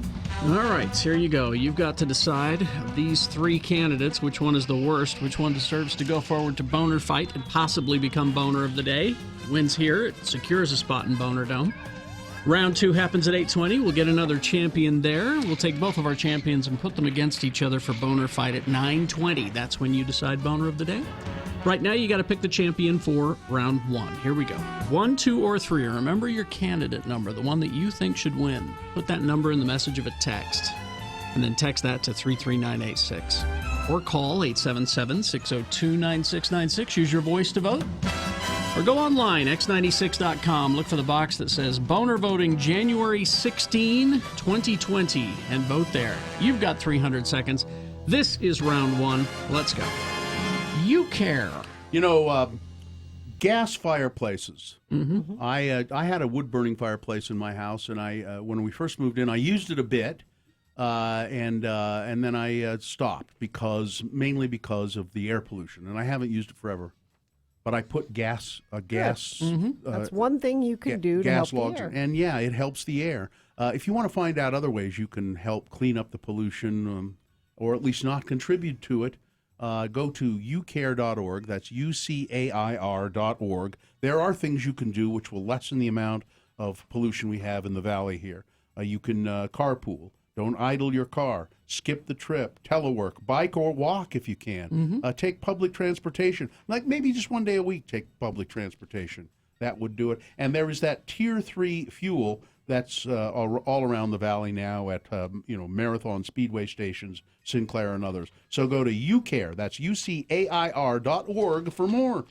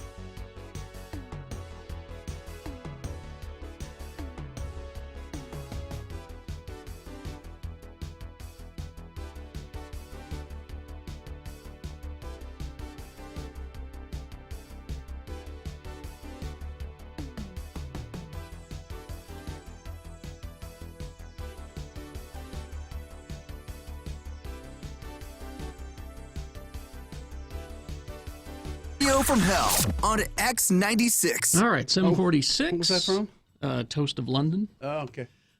Time to award round one of your boners. And it's brought to you in part by a stir fry with cabbage and pork and udon noodles. Nice. And even without insurance, iMart Express has the right price. 2 pairs of single vision start at just $40. Under $40. 2 pairs of progressive start at under $80. Find a location near you at imartexpress.com. Boater Kennan at number 1 was, I want to get frisky in the lavatory. Who's with me? A passenger on a flight in England. She went way overboard. Boner candidate number 2. Condom spoil sport Gary Herbert. Utah governor stopping distribution of risque-themed condoms created to raise awareness of HIV. And boner candidate number 3, hey, let's get high with mom. Man told police, I mixed my mom's cremated remains in with the marijuana I've been smoking and selling. Zach won a Squatters gift card. Way to go, Zach. And the winner was boner candidate number 2, Condom Spoil Sport Gary Herbert. All right. That's your winner for round 1 of your boners. That means that candidate has secured a spot in Boner Dome. It might be Boner of the Day. Round 2 coming up at 8:20 with 3 more candidates. We'll get a winner there. We'll take both of those winners and put them against each other in Boner Fight. That happens at 9:20 this morning, and that's when you actually decide Boner of the Day. All right. Is this sponsor, Gina? Celebrate 750 issues of Wonder Woman with this milestone oversized spectacular. Fan favorite creators past and present test all new stories featuring the amazing Amazon and her adventures through the ages. I'm assuming this is all available at Dr. Volt's Comic Connection. Does it not say? It doesn't, but I'm assuming that's where you go for that. You would be correct. 2043 East, 3300 South. Some people are just learning how to do things around. It's his first day. Yeah. Well, here he is, Sean Patrick Means. He's a culture writer and film critic for the Salt Lake Tribune. You can read his stuff at sltrib.com, also at moviecricket.net. Sean, let's get right into it, shall we? All righty. We started in the artsies. We've got 2 documentaries about artists. The first one is called Cunningham. This is about the choreographer and modern dance icon Merce Cunningham. It splits between archival stuff about him back in the 50s and 60s and 70s doing what he did, and modern, current recreations of some of his great works, which are beautifully staged and beautifully photographed. If you're really a dance aficionado and are really up on the history, this is popcorn to you. If you don't know the history, it's a little vague because Merce Cunningham always said, "I don't describe what I do; I just do it." Which I like that. Which doesn't leave a documentarian much to work with. That's true. Yeah. But the visuals of the currently staged stuff of his old works is really beautiful. 3 stars. 3 stars for Cunningham. Yep. Okay, then where do you want to do Varda? Varda by Agnes. Okay. If you remember, Agnes Varda was making a big splash about 2 years ago at the Oscars when she and JR, the street artist JR, did this documentary called Faces Places, and where they took a photo truck out into the countryside in Paris and would take photos of locals and blow them up to giant size and put them on the sides of buildings.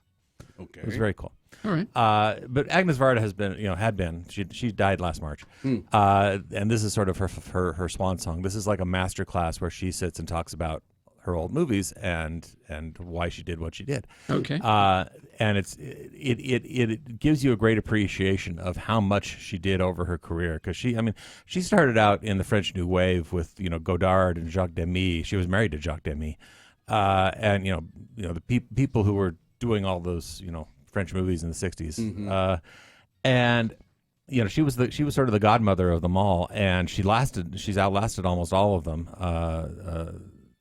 except for Godard. Godard is still hanging in there, the old coot. And that's one of the things in Faces Places is that Godard was not a nice person. Okay. But it is good to see in this sort of final work her, sort of dissecting her art and how she was able to do what she did. It's really beautifully done. It's very funny in parts. And there's a lot of archival stuff, unlike Merce Cunningham. A lot of archival stuff, so you can understand. She does stuff, but she also will explain the stuff. The one downside to this movie is that after you watch it, you're going to want to block out a few hours to binge watch all of Agnes Varda's old movies. Well, that's okay. Which would be a great way to spend a weekend, frankly. So 3.5 stars. 3.5. Varda by Agnes. All right. Now, the next on the list, it says Les Miserables. It is Les Miserables. We need another Les Mis? No, this is the one we've With already Hugh seen. Jackman?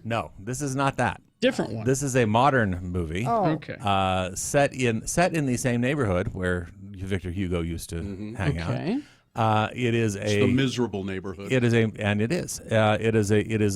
there's project. It's in the projects just outside Paris, and you have the cops and you have the people who live there. A melting pot of Muslim and other African born and so on.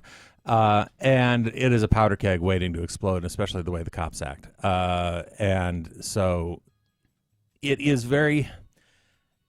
It has nothing to do with Les Miserables as far as plot, but as far as theme and feeling, it feels just like Victor Hugo would recognize this neighborhood. This will be Very confusing well. to people. I don't think so. It No? was the French entry for the Oscars for the international film category. It is nominated. It is one of the 5 nominated for Best International Film. This is Les Miserables, not Les Mis. Right.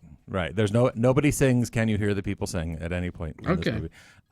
It is a very gritty, very hard-hitting look at this urban setting that is that it may be in Paris, but it looks like I said, it would be Victor Hugo would recognize the emotional stakes perfectly, and anybody who has ever lived in an American city or any other or any large city will recognize it as well. It is very powerful. It's very moving. It is worth seeing. So 3.5 stars. 3.5 Is it the Broadway? It is at the Broadway. For Les Miserables. All right. Now let's get to the fartsies. Okay. Did you get a chance to see Weathering with You? I did not. This is a Japanese anime. I do not know much more about it, but I did not get a chance to see it. And it's playing at a few theaters around town. So. All right. Well, then let's take a break, and we'll come back with the rest of the fartsies, including the new Bad Boys movie and Doolittle with RDJ. Stand by for that. We'll get to that. Coming up. All right. Crash southbound I-15 at Hillfield Road on-ramp in Layton. The right shoulder affected there. Crash eastbound 33rd South 450 West in South Salt Lake. Crash southbound I-15 6 South in Salt Lake. And let's see. Friends of the program saying 33rd South 7th East northbound. Heavy traffic due to merging lanes. Thank you for sending that in via text at 33986. No matter how it happened, Caliber Collision makes it like it never did. They're the nation's largest collision repair company, rated among the highest in customer satisfaction, restoring the rhythm of your life. All right. We'll continue the movies after these. Stand by. BigOTires.com. Right now through February 2nd, or February 2nd if you prefer, Big O Tires, the team you trust, buy 3 tires, get 1 free on select sets of Mesa, Aspen. Those are the 2. Select sets of those. Buy 3, get 1 free with paid installation purchase. You have to see the dealer for details. They're all over the place. That is the Big O Tire stores all over the place. They locally owned and operated, 42 stores from Logan to Richfield. Now, maybe you don't want Mesa or Aspen. They have all kinds of other brands of tires at Big O. They have the Goodyear, the Michelin, Pirelli, and their very own Big O brand tires, and they promise the lowest price on every tire every day. The Big O tires, the Big O brand tires, that is. Excellent tire. I use them on my cars and have for a long time. Big O tires, remember, they have no credit needed financing available as well. If you want to find a Big O store near you just go to bigotires.com.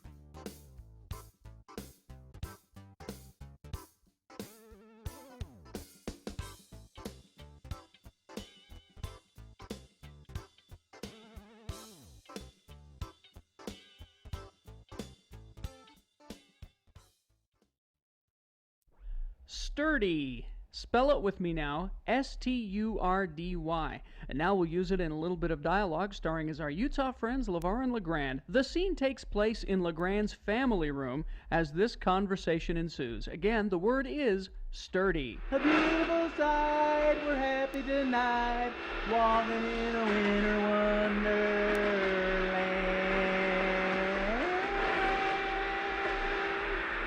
Well, that does it.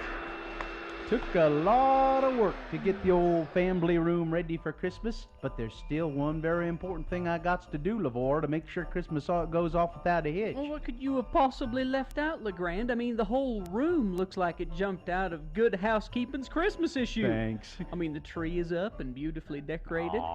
There's mistletoe and holly wreaths in all the right places. Don't stand under that mistletoe. Oh, all right. And the stockings are hung by the chimbley with care. Yeah. What possibly could you have left out? Well, just come on over here by the fireplace, LeVar. Come and take a good look inside the fireplace and tell me what you see. Looks like an ordinary chimbley to me. Look at all that soot. If I don't do something about all that soot, Sandy will pass us by this year. I don't follow what you're saying. Well, sturdy. The fireplace sturdy. That soot's nearly a half-inch thick. Well, that's what happens with all the smoke. The chimbley gets sturdy. Well, you know how particular and health-smart Sandy is. Yeah. Sandy won't come down any chimbley sturdy. Me too. I feel the same way that Santa does. Huh? I mean, me neither. I won't come down a chimbley sturdy neither. That's funny. You playing Sandy somewhere here in town, LeVar? I can't imagine you as a Santa Claus. Oh, I'm a great Santa, LeGrand. I got a big bag of goodies, if you know what I mean. No. A big bag to stuff down the chimbley. But only if it's clean. I better call someone to come over and clean this year chimbley, or Sandy won't come. Stop it! You're killing me. What? Who are you gonna call? You gonna call one of them doctors that specializes in chimbleys? Maybe he could prescribe a shot of penicillin to clean it out. No, I'm just gonna call a chimbley sweep. He'll bring a big long brush and then climb up on top and shove it down the flue. Well, that sounds painful. You know, LeVar, sometimes you really puzzle me. Shove it down the flue.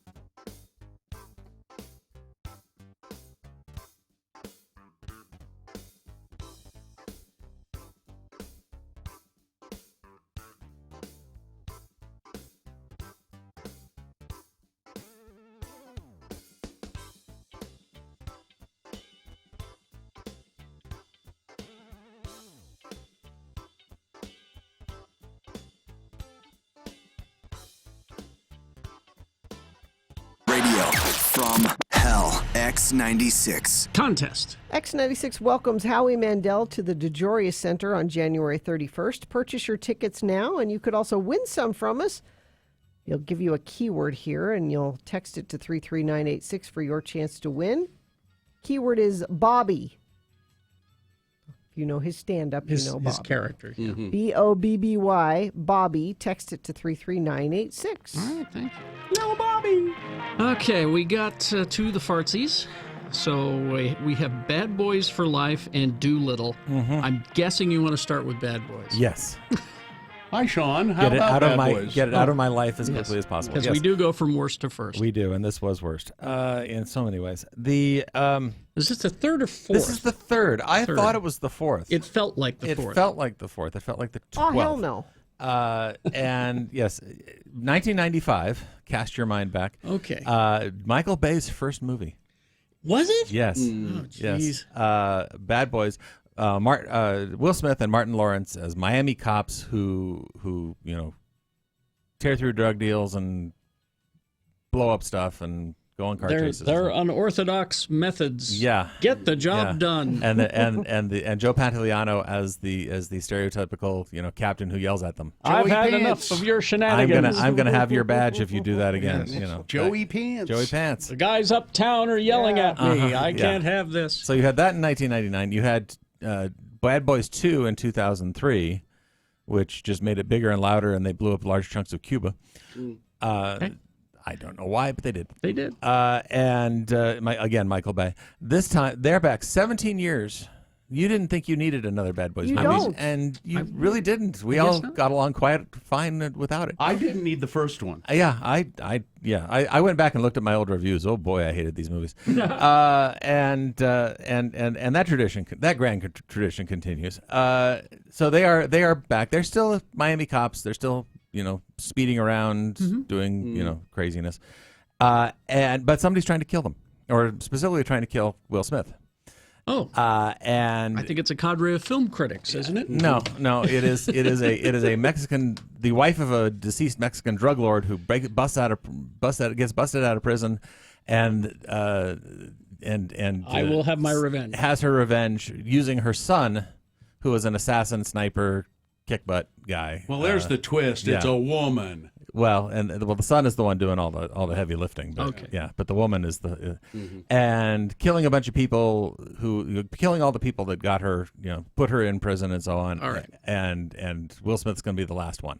That's the premise. Okay. Yes. We've already spent too much time on We this. have. It is bigger, louder. There's this new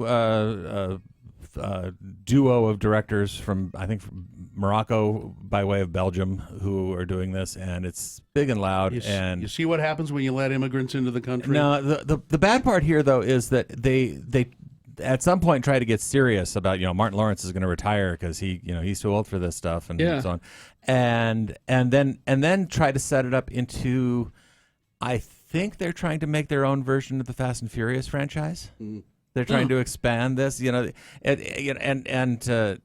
because you can see that you can see that meeting happening in Hollywood. It's like the Fast and Furious is making all this money. What do we have that could do that? That we could do that. Well, sir, might I suggest the Bad Boys franchise? And that's exactly what's going on. The IMDb says a fourth one is in the works. So the title "Bad Boys for Life" is really more of a threat. So 1 star. Wow. This was painfully bad. Okay. Now this is. I'm in the minority though. I've seen a lot of reviews saying they finally got it right, and they finally got it right. You don't get it, Means. Yeah, I don't, All and I right. don't want it, so that's fine. Doesn't have subtitles. So- Means doesn't like it. So let's move along to. It has subtitles because they're speaking Spanish. That's true. Doolittle. Robert Downey Jr. Playing Dr. Doolittle. Yes. So he talks to animals, so there must be subtitles in this one.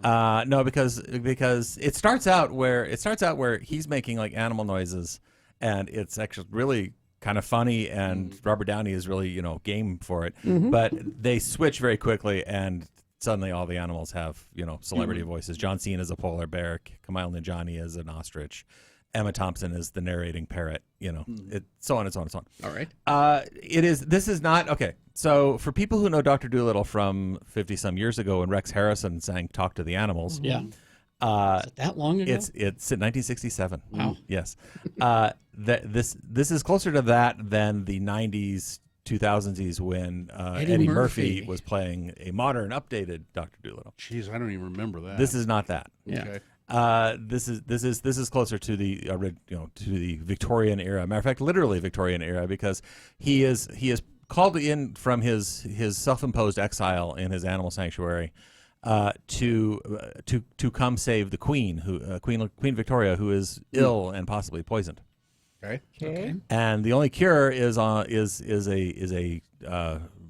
fruit on a tree in a far off place somewhere in the Pacific. He doesn't exactly know where it is. Oh, so there's your MacGuffin. So there's your you got to go on a credible voyage to go find this thing with all the animals in tow and a kid who's going to be his new apprentice. Adventures ensue. Antonio Banderas pops up somewhere in here. Is he the bumblebee? No, he's human. He's the king of some kingdom down there where that is very mad at Dr. Dolittle for reasons that become clear later. This movie is a salvage job.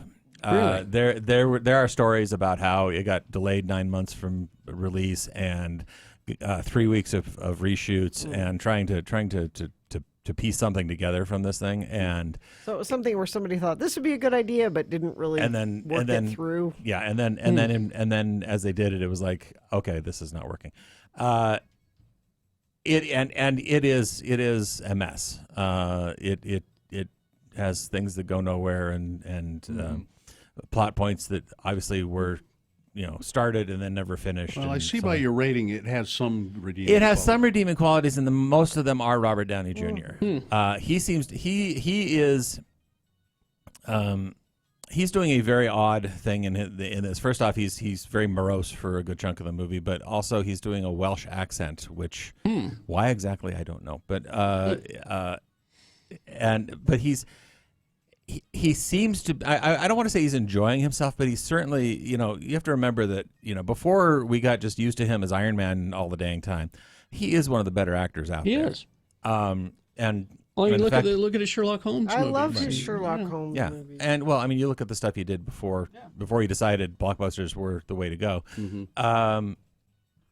He's trying to do something interesting here, and it's fascinating. It's always fascinating to watch him work. So, whatever charm this movie has largely comes out of him. So 2.5 stars. 2.5 for Doolittle. You're being kinder than the rest. I'm being kinder than most. And you look at the IMDb, or I'm sorry, you look at the Rotten Tomatoes right now, and it's a complete inversion. Everybody loves Bad Boys. Bad Boys is a 75%. Yeah, where Doolittle's at 13. Yeah. You're being kinder because you gave a bad score to Bad Boys. That's why. It's not the same week, is that? Balance it out. No, I don't have a quota of how many stars I have to pass out in a given week. Yeah, well, that's what you're trying to pretend. Yeah. But I know different. Let's run these down then. In the Artsies, Cunningham, 3 stars. Varda by Agnes, 3.5. Les Miserables, 3.5. Did not see Weathering with You, but Rotten Tomatoes has got it at 90+. Yep. Bad Boys for Life, 1 star, and Doolittle, 2.5 stars. What do we got next week? Not a lot. The Gentleman is the big studio movie. This is the Guy Ritchie with Matthew McConaughey and Hugh Grant and Colin Farrell. Well, that sounds like something. Yeah, that's about it. So, all right. Yeah, I'm not going to get to see it because the screening's Wednesday night, the night before Sundance starts. That's right. And I have a long-standing policy of I don't want to get divorced. So we'll be up there. I'm sure you'll drop by while we're doing our broadcast on Friday and Monday at Treasure Mountain Inn. So cool. Hopefully you can come by one of those days. Up at the top of the hill. Yeah. Okay. Thank you very much. Thank you. Sean Means. Okay. We got round. You want to talk about the Oscars real quick? We have a minute, so if you want. Well, other than that, Joker. I despise that movie and the fact that it got the most nominations. It's weird that it seems like the Oscars went out of their way, not just not picking women to be directors. Because you have, Greta Gerwig definitely top of the list, but you could do a full 5 of great directors and great directing work from this last year of Marielle Heller from Beautiful Day in the Neighborhood, Celine Sciamma from Portrait of a Lady on Fire, Olivia Wilde from Booksmart, and I'll think of the 5th one later. Picking Joker and going along on Joker, going along on The Irishman. Movies about toxic males, and especially with Joker, it seems like they're really going out of their way to make the point that women don't matter. and they really need to get with what is actually happening out in the world now. And the Academy. Well, maybe they are. Those aren't the only stories Sean. that need to be told or stories that people care about. Yeah. They're not. And- Little Women, I've just seen everywhere. Men, women, children, anybody that has seen this movie that I've talked to think it's amazing. Right.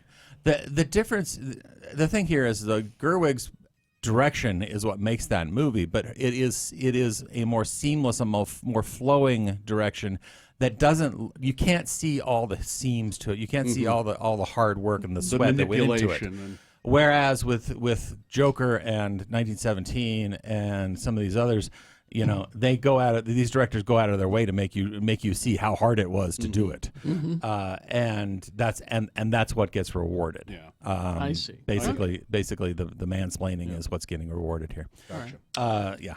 All right. Okay, thank you. Sean Means, read his stuff, moviecricket.net or sltrib.com. Multi-vehicle crash southbound I-15 approaching the Layton Parkway. Cars are on the right shoulder, adding to delays that are already in place. Crash northbound I-215 west at 23rd South in West Valley. Crash southbound Main Street at 8 North in Sunset. Let's see. Crash northbound I-15. This is in Far West at milepost 350. And crash southbound I-15 at the Hillfield Road on-ramp in Layton. That one is off to the right shoulder. A friend of the program says, really going out of their way to make 2 accidents by Hillfield Road exit in Layton, one involving a semi, the other is a 3-car pileup. Thank you for letting us know that at 33986. Boners round 2 coming up. Here are the candidates. Boner candidate number 1. Who watches Wendy Williams? Oh, you do? Well, then stop. Boner candidate number 2. The prosecutor has sticky fingers. And boner candidate number 3. Quit peeing on the escalators. All right, so round 2 of your boners, big boy news, all coming up. Stand by for that. Haster Games, their website is hastergames.com, but their location, and they'd like you to go down there and just play some games with them, 6831 South State Street. So if you're into board games like D&D, Magic the Gathering, Pokemon, you're going to love Haster Games. Less virtual, more reality is their slogan.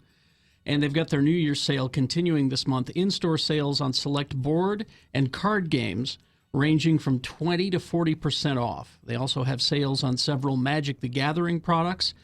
Theros Beyond Death pre-release events. Available spots are going fast. Here's the info on that. Dates are January 17th at 5 p.m., the 18th at 5 p.m. The entry fee is $22 in advance, 25 day of, and they're limiting 25 people per event. Sign-ups are available in the store or online at Haster Games. And later this month, the much anticipated pre-release for the newest Pokemon set. That will happen on the 28th. Haster has open board gaming all the time, and you can demo any of their games from their 300 games library and try it before you buy it. Haster Games at 6831 South State. Open 11 a.m. to 10 p.m. Monday through Saturday and noon to 5 on Sunday.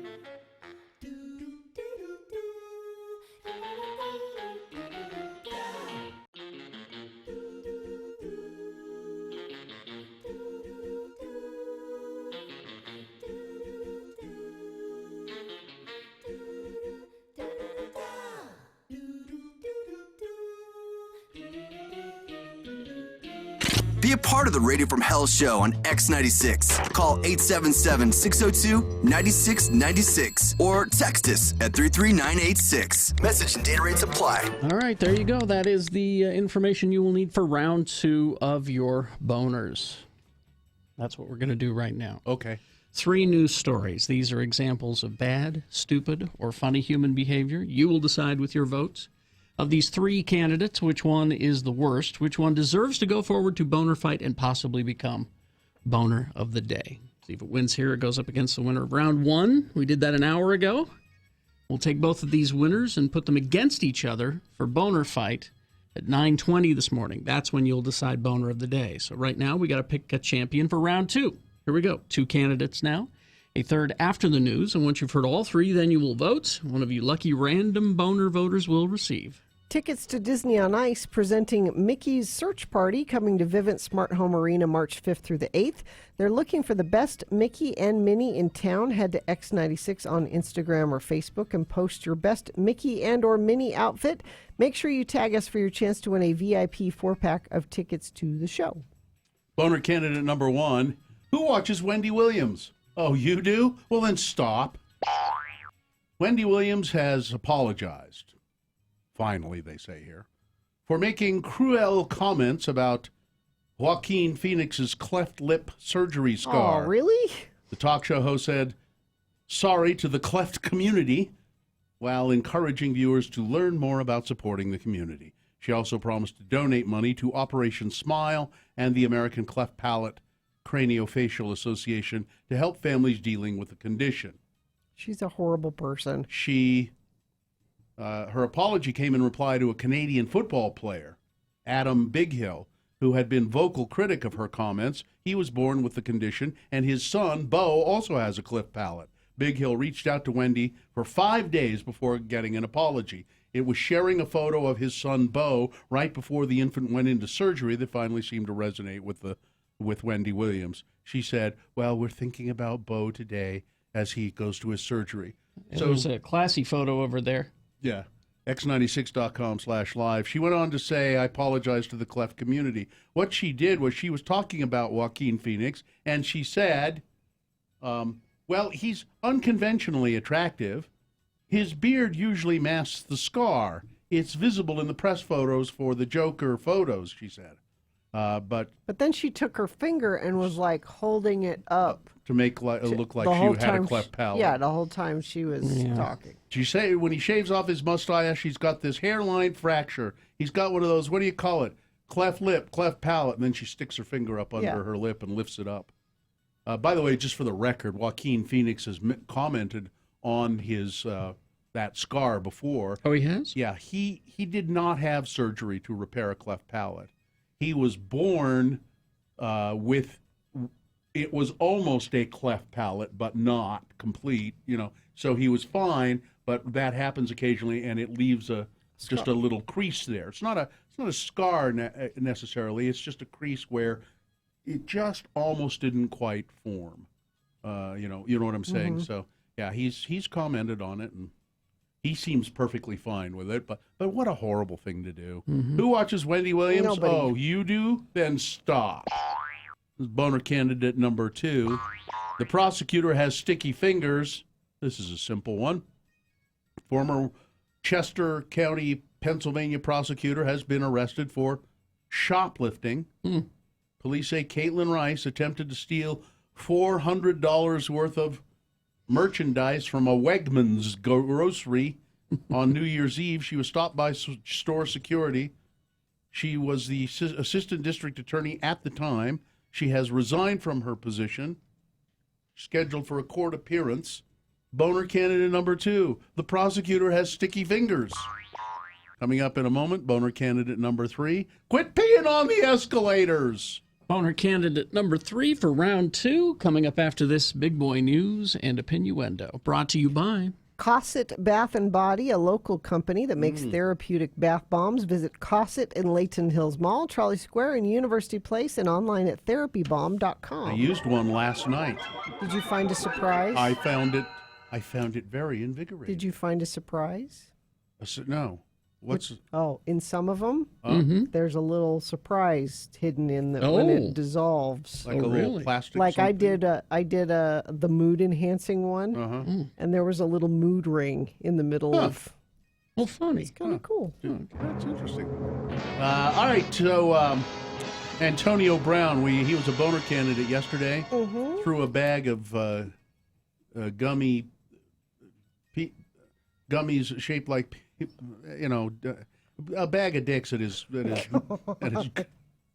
girlfriend, the woman who's the baby mama. I hate that phrase. She is the mother of his children. But they are not together. No. The Hollywood Police Department is sick and tired of him treating their officers like crap. They're so sick and tired of it. They've severed ties with Antonio Brown. He had given a large donation to the L.A. police, and they said, "That's you can keep it," and they gave the money back. Things have been bad between Brown and Hollywood police. It's the Hollywood Police Department. Things exploded again on Monday when he had that domestic dispute, and he threw the bag at her. As we previously reported, the Hollywood police have allowed him for years to work out at their police athletic league football field. Well, no more, and you can keep your damn money. We're not taking it. Provo police. They've had it up to here with Antonio Brown, too. No. No? No, they've had it up to here with raccoons. Oh, really? Provo police are warning residents to stay away from raccoons and update their pets' shots. That is a scary raccoon After at x96.com/live. After and here's a word you'll only usually see in the newspapers, after a spate of canine distemper cases in raccoons in recent months. And that raccoon there, that guy he's got the hydrophobia there. Do you know him, Bill? Is he one of your? I don't. They all look alike to me. Hey. Hey, I'm sorry, I'm a raccoonist. Over the past 6 months, we have received a number of reports of sick or injured raccoons in the city. In Provo, almost all of them have been sick with canine distemper. Oh. Police ask residents to keep an eye out for the raccoons with symptoms such as runny noses and eyes, disorientation, and scaly or cracked paws. I would never get that close. Let me see your paws. The raccoons may appear to be wandering aimlessly. God. My Gangs God. of wandering raccoons. What's zombie raccoons?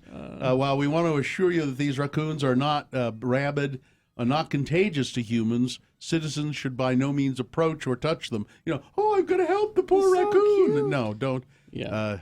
Dogs, however, are susceptible. If the dog gets bitten by the distemper raccoon, then That being said, some of my favorite videos online are raccoon videos. Do you see that one recently where the motion sensor light comes on? Yeah. As two of them are pretty funny. sneaking by, and the motion sensor light comes on, They freeze. and one stops. They both freeze, but one's on all fours. The other one, for some reason, is up on his hind legs, and he's got his arms outreached like nothing. I'm holding perfect. I'm an ornament. I'm not a real raccoon. An Ogden woman is being charged with aggravated assault. These are my favorite stories out of Ogden. She was attacked another woman with a frying pan. Ooh. Police officer Joseph Burton responded to the call. Burton said he found an unnamed woman, bleeding profusely from a head injury. The injury appeared to have been caused by an instrument with a sharp edge. They had to stitch her up. A man at the scene says he witnessed Christine Peacock attacking the woman. Ms. Peacock denied that she had attacked the victim with a pan. She also denied causing the head injury, but Officer Burton found a pan handle that appeared to have been broken off of a pan. He did not find a pan that matched in the handle in the home. The broken handle matched other pans in the home. Christine Peacock being charged with aggravated. I think she busted the pan handle off by hitting this other woman with it in the head. Well, it is a wretched hive of scum and villainy. Mos Eisley? No, the bar at the Trump Hotel. President Trump Hotel properties getting plenty of attention on Twitter last night. Not the kind that makes for good marketing. Oh, I don't know about that. I bet a lot of people go there now. Sure. Lev Parnas, associate of Trump's lawyer, Rudy Giuliani, who's now under criminal indictment, said that many of his meetings took place at the Trump International Hotel in Washington. He said many lawmakers, that is members of the United States Congress, ladies and gentlemen, insiders and others, just hoping to get the attention of Trump's inner circle, hung around the hotel bar. It's like a breeding ground at the Trump Hotel, he told Rachel Maddow. Every event would be there, so everybody would hang out there afterwards. Indeed, Citizens for Responsibility and Ethics in Washington tweeted, at least 217 members of Congress have turned up at various times at that hotel bar. The interview and the implications of Republican lawmakers and Trump insiders mingling with shady figures like Lev Parnas and his associates, who are essentially Ukrainian gangsters, has caused hashtag Trump Hotel to trend on Twitter, especially after MSNBC analyst David Korn compared it to the Cantina at Mos Eisley from the first Star Wars movie. Tennessee governor says he will sign anti-LGBTQ legislation. Governor Bill Lee says he'll sign into law a measure that would assure continued taxpayer funding of faith-based foster care and adoption agencies, even if they exclude LGBTQ families and others based on religious beliefs. Because it's all about the children. Yeah. That's what's most important, is are they taken care? No, that's not what's most No, important. it's not. Should public transit be free? Sure. Well, I've said so for years. If not free, very cheap. Well, there is a pilot program. Let's see, this is in Lawrence, Massachusetts. A pilot program began in September. Use of the buses has grown by 24% after they made it free. The only criticism that one writer has with the city's experiment with fare-free transit is that it's not permanent. Transportation should be free, she said. It's a basic need. It's not a luxury. The argument is bubbling up in lots of places these days as city officials look for big ideas to combat inequality and reduced carbon emissions. Some among them cast transportation as pure public good. Yes, like policing and like less toll roads. Should be fewer toll roads. And I've said here for years, we've all agreed, I think, that this transit system here should be free. And, think about it in terms of equality. It's people with more means than others, can afford to drive cars and drive them to work and drive them around, where people who are on the lower income scales can't do that. They have to use public transportation if they can afford it. Yeah. And if they can't, they're stuck. Yeah, what do they hitchhike? What do they do? I think that certainly people with of the lower income scale, if you made it free, more of those people would use the transportation. But I think also it would have the effect of people who are responsible citizens but they have the means to drive would say, you know what, I really am going to make an effort. I think it's an encouragement. It is, but it's also there's still expenses involved in it. How do you pay for that? Well, you do. Apparently, Logan, their buses are free. Yeah, I think Up I in knew Logan, that. Yeah. And England's only county without a McDonald's is about to get one. Oh, what a relief. The county of Rutland, England, the smallest county by measure, has for years had various gastronomic options. Pub food, they have Indian cuisine there, tapas. They even have a restaurant that has a Michelin star. So they have okay. But they ain't got no McDonald's. The only English county to not have a McDonald's. The local council on Tuesday approved an application by Mickey D for a new restaurant in the county, a decision that many in the area say, bleh! They don't want it. I have a McDonald's question. Yes. You know how, like, in different parts of the world, they offer special menu items? Or different menu items, you mean? Yeah. Locally enjoyed. Like in Hawaii, you can get Spam and rice. Exactly. Yeah. Sure. Why do McDonald's in Utah not have fry sauce? McFry sauce? They should. They should. That is a good point. local. I was going to say there's nothing distinctive about Utah I cuisine, should but be able to get fry the fry sauce. sauce is, well, yeah, Good point. You can make your own. I'm just saying they make allowances for local cuisine other places. And let me help McDonald's do it very cheaply. Okay. The special sauce from the Big Macs is close enough. You just put that Just out. put that out and call it fry sauce. People will go crazy. It's already in your building. It's got little pickles in it. Yeah, it's got little pickles in it, but it's close enough. Yeah. It's just my little. Here's what we should try this. When you go to McDonald's and get French fries, can you say, and could I have a little side of the Mickey D sauce, the special sauce from the Big Mac? I've never from asked. the Big Mac. I'll try next time. Try that today, Gina. Can I get just a little cup of, or a little something of? That'd be interesting. I'll try. Just how much? Just a, that. I know exactly how much that is. Just enough for my fries. That's a measurement. All right. Yeah. All Sports, weather, traffic. Brought to you by Injured in an Accident. Everyone deserves an advocate. Call 801-355-5550 or go to UtahAdvocates.com. Well, you may have seen this after the LSU-Clemson game. Odell Beckham Jr., who went to LSU, Mm-hmm. professional football player now, walking onto the field with a wad of cash that he started shoving into the hands of LSU players. Now, this is a problem. Yeah. Because Against the regulation. it's against the student athlete Yeah. regulations. Now, LSU is trying to cover by saying, no, it was counterfeit money. He was just joking. He wasn't joking. It was real money. It was. Okay. Because I read yesterday that it was fake. No, that was the line they were trying to. Okay. But it brings up the question of, who gets fistfuls of money when you win the national championship? The school, the And coaches, the league, the conference. It's not fair. Not the players. It's not fair. The Jazz play New Orleans tonight on the road. It's their final road game for now, and they could be 11 in a row. I mean, come on now. I mean, hey. I mean, come on. That's sports weather. Today, gorgeous. We could even have a record high of 50 today. Sunny, blue skies. That's all ahead of tomorrow when it will not be sunny, blue skies or warm. It will be very snowy. Traffic. Thanks, Mrs. Bill, for the traffic alert. State Street 17 South in Salt Lake. 2 left lanes are blocked southbound and 1 left lane blocked heading north.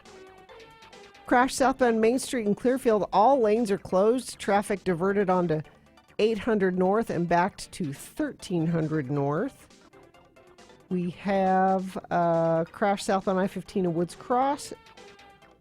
We have, let's see. Oh, it looks like that's about it. If you want to share something, you can, just like Mrs. Bill did.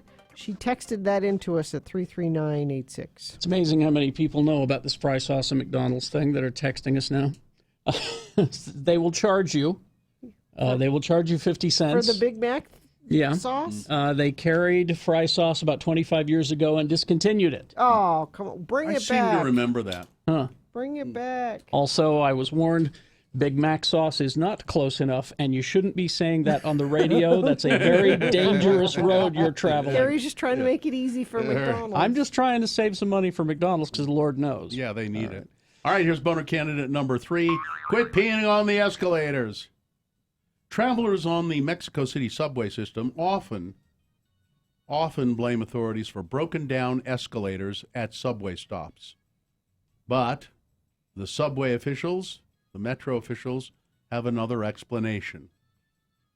Vast amounts, it says here, of pee. Somehow, urine is penetrating and corroding the drive wheels and mechanisms of the escalators that carry riders up from underground stations. In a list published Tuesday, the metro system listed corrosion due to urine as one of the top 5 causes of escalator breakdowns. Fermin Ramirez, the system's assistant manager for rails and facilities, said riders appear to be urinating on the escalators at off-peak hours and at lightly used stations, even though it seems hard to believe, he said. It is true. When we open up escalators for maintenance, there's always urine. Most stations have no public bathroom facilities, a fact that Twitter users were quick to point out, noting that not even any pay toilets in the system. Of the system's 467 escalators, 22 are out of service on any given day. Wow. Because of pee. Wow. Gross. Now, many of them are old and damaged by rough use, but still, pee. Boner candidate number 3. Quit peeing on the escalators. All right, let's review the first 2 and vote. Boner candidate number 1. Who watches Wendy Williams? Oh, you do? Well, then stop. Wendy Williams mocking Joaquin Phoenix's cleft lip by putting a finger in her mouth and lifting her lip up. That's great, isn't it? She was slammed for her cruel comments.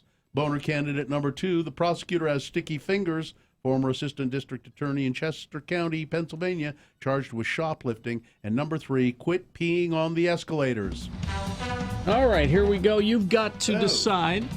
I hadn't seen that escalator pee photo before. Oh, yeah. You got to decide of these 3 candidates, which one is the worst, which one should go forward to Boner Fight and get a chance to become Boner of the Day. 1, 2, or 3. Remember your candidate number, the one that you think should win. Put that number in the message of a text. Text that to 33986. call 877-602-9696. Katie will take your vote in the producer's booth.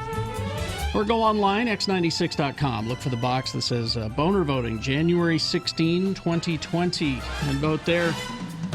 If it wins here, it goes to Boner Fights. Boner Fight happens at 9:20. That's when you decide Boner of the Day. Right now, you're picking the champion for round 2. You've only got 4.5 minutes to do it.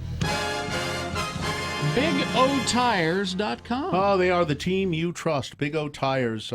I've been going to the Big O Tire store on 2nd East and South Temple for, I don't know, for how long. I used to go to the one down on Wall Avenue, and I'm... When you lived in Ogden. No, or excuse me, not Wall Avenue, on 3rd West. Okay. And and I went there for quite a long time, and I don't remember why I guess it's when I moved. I switched to the one on South this one's Temple. more convenient. A little closer Here's to home. the thing, though, is that you got this storm coming in tomorrow morning. Yeah. So today, I mean, you could go and get hooked up with some winter tires in no time at all. They have no credit needed financing at Big O Tires, so that'll be helpful as well. And right now through February 2nd, Big O Tires, buy 3, get 1 free on select sets of Mesa and Aspen tires with a paid installation purchase. So if you want to find a Big O Tire store near you, I'm sure there's one close because there are 42 stores from Logan to Richfield. Just go to BigOTires.com.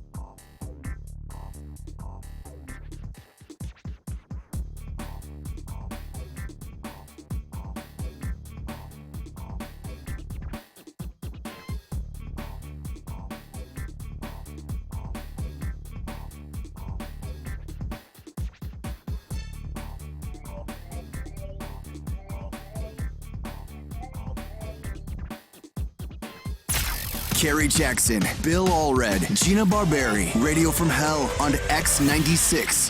All right, 8:49, time to award round 2 of your boners. Which is brought to you in part by, those udon pork cabbage noodles are delicious. Mm-hmm.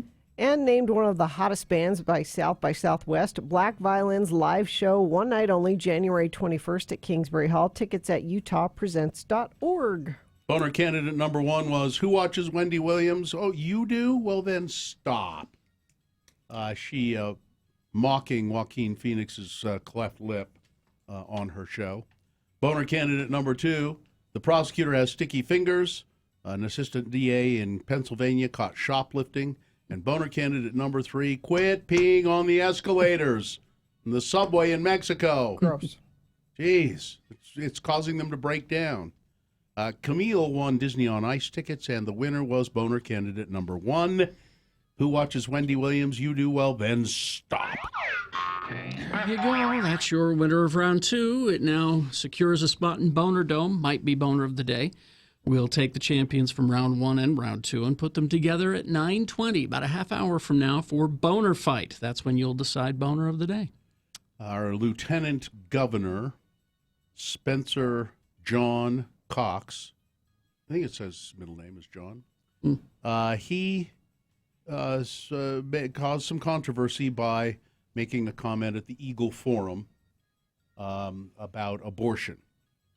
And he said he compared abortion to slavery. He said future generations, I think they'll look back at abortion, our positions on abortion here in this country. I think he said the number of abortions that are performed, and they'll compare it to slavery. It'll be just like slavery. They'll view it just the way they do slavery. Well, it caused a lot of controversy and outcry, and so I thought I like Spencer Cox. I consider him kind of a friend, really. I mean, we don't pal around or anything, but he's been on our show. He's been on our show a lot. I've broken bread with him, had meals with him. I've been to his house in Sanpete County in Fairview. Mm-hmm. So I like him. I think he's a nice guy, and his wife is just a sweet, charming Abby. Sweet, charming person, is just great. Anyway, I thought I'd sit down with him for the Let's Go Eat show, and it's available now. Podcast, the letsgoeatshow.com, or you can get it at x96.com, or is yours you recorded yesterday available today? Just made it available. Good for you. Made it available today. I mean, the first thing I said to him, and it's funny, you suggested, and it's what I had in my mind anyway. Well, I just said yesterday, I said you need to approach your first question with him the same way that Jay Leno did with Hugh Grant. Mm-hmm. After Hugh Grant was caught with, what was it, prostitute? Or Yeah. The first question, Hugh Grant sat down, and after the applause and everything, Jay shook his head and goes, "What were you thinking?" Yeah. And I had that in my mind as well, and that's exactly what I did. I said, Spencer, I can call you Spencer. Mm-hmm. He said, yes, of course, Bill, you can. And I said, I just have to ask you as a friend, what the hell were you thinking? What did he say? And he said, I wasn't. I made a mistake. Oh, I mean, so he said owned up to that, right? he said it was a bad comparison, and it's just not. It's not really what I intended. I was looking for. Now he is very anti-abortion. He is pro-life. Yeah, he's very pro-life. Very, very much. And that's okay and we can talk about that in a civil. That's a separate issue. Separate thing. We can talk about that in a civil way, which we did during the course of the interview. But he said I was searching for something in my mind that to indicate that the future generations will look at it as an abominable practice. And I said, well, you could have just said that. Future generations will look at that as this is an abominable thing. And then we talked a bit about, and he talked about that, and he agreed that it's not conducive to civil discourse to make statements like that. That was when you asked if we had anything we wanted to add, and that was my part of it, is he's always been such a proponent of the way we get through Mm-hmm. these issues is by sitting down and talking civilly to each other about it. And I felt like that comment was so inflammatory, you don't know where to go from there. So. Yeah. We talked about that and other things as well in the course of a half an hour. But we did get in a little bit into the abortion debate. And as I sit here and think about it too, and we talked about it civilly, but as I think about it, what you were just saying, Gina, and we have the tendency to say, well, there's no point getting into an argument or a debate about abortion because people's minds are just set and they're just, well, maybe not. I think maybe if you talk and you talk civilly and you talk enough, positions can be changed. People do change their minds about things, but they never will change their mind if you start yelling at them and they get their back up, and just go, well, right. No, I'm not. Right. This is what I would expect out of you, right? That kind of stuff. Right. They'll never change their Right. minds if we yell at each other about stuff and accuse each other of horrible motives. I don't think he has horrible motives. We just disagree about what that situation is. Did you talk about take the morality out of it and just say, is this the government's place to make this decision or be involved in this discussion? On either side of it, is it the government's place? Yeah, I didn't go to that part of it. I did say, and I didn't say let's take the morality out of it. I agreed with him. He said, but I just believe that life begins at right at the beginning. And I said, okay, I really kind of believe that too. Well, then let's figure out a way to prevent conception Yes. because people are going to have sex. Yeah. Well, he talked about that as well. So anyway, the Let's Go Eat show. I'm going to listen to it today on my way to McDonald's to ask for fry sauce. That's my afternoon right He there. talked about the running for governor and all that kind of stuff. Oh, and people are wondering why we're not having him on. He mentioned that. He said, I have loved coming on your show. People told me never to come on your show; it would ruin me. And I said, no, we should go. I should go, there and talk to them. And he said, so I've loved coming on your show, but I understand why I can't because I'm running for governor. Running for governor, have so to have everybody on. So being on our show didn't ruin you, Spencer. No, it did not. Nope. No. That last weekend is what ruined no. I don't. I think you want to know. Frankly, I don't think it hurt him at all. Well, politically, he's not going to be the governor, but anyway. Yeah. Let's see. Oh, we've got a final check of traffic, and then we'll take a break here. Crash on State Street 17th South, affecting 2 left lanes.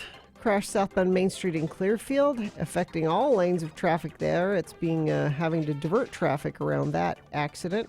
Crash southbound I-15 at 15th South in Woods Cross. Let's see. Crash northbound I-215 west at 23rd South. And let me check our message stream, see if anybody sent anything in there. Nope, looks like that is your traffic. All right. Thank you very much. Let's take a break. We'll be back in a bit. Stand by. Oh, Diamonds Direct. Got to tell you about Diamonds Direct. They have several reasons. There are several reasons why you should shop Diamonds Direct for jewelry. I think one of the great reasons is a free lifetime warranty on what you buy at Diamonds Direct.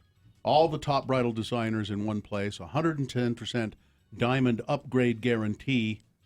And that means you buy a diamond, and maybe you can only afford a half carat now, and you want to trade up to a full carat in a year or so. They'll give you 110% off what you paid on the first. Not off. It's the value. The value. Give you 110%, which you apply to the price of the diamond. So it's the start of a new year. Go to Diamonds Direct. The people there are great. There's a huge selection and value.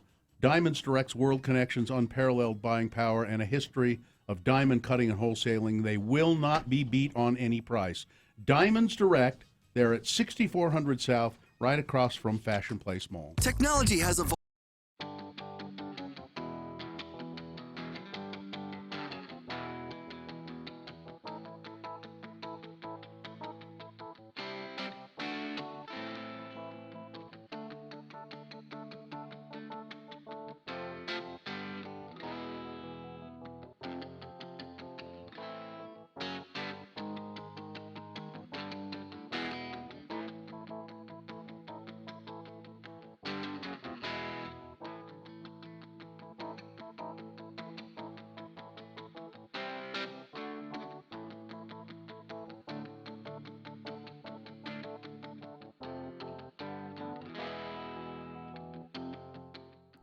It is the 23rd century. Humans have left the lowly confines of planet Earth and have sought their destiny among the stars. While many things have changed, one constant remains: the need for young men to venture forth and do the work of the Lord. This is the tale of two such men who at the age of 19 have answered the call of their general authorities and are embarking on a 2-year mission to spread the gospel throughout the galaxy. This is the story of Space Elders!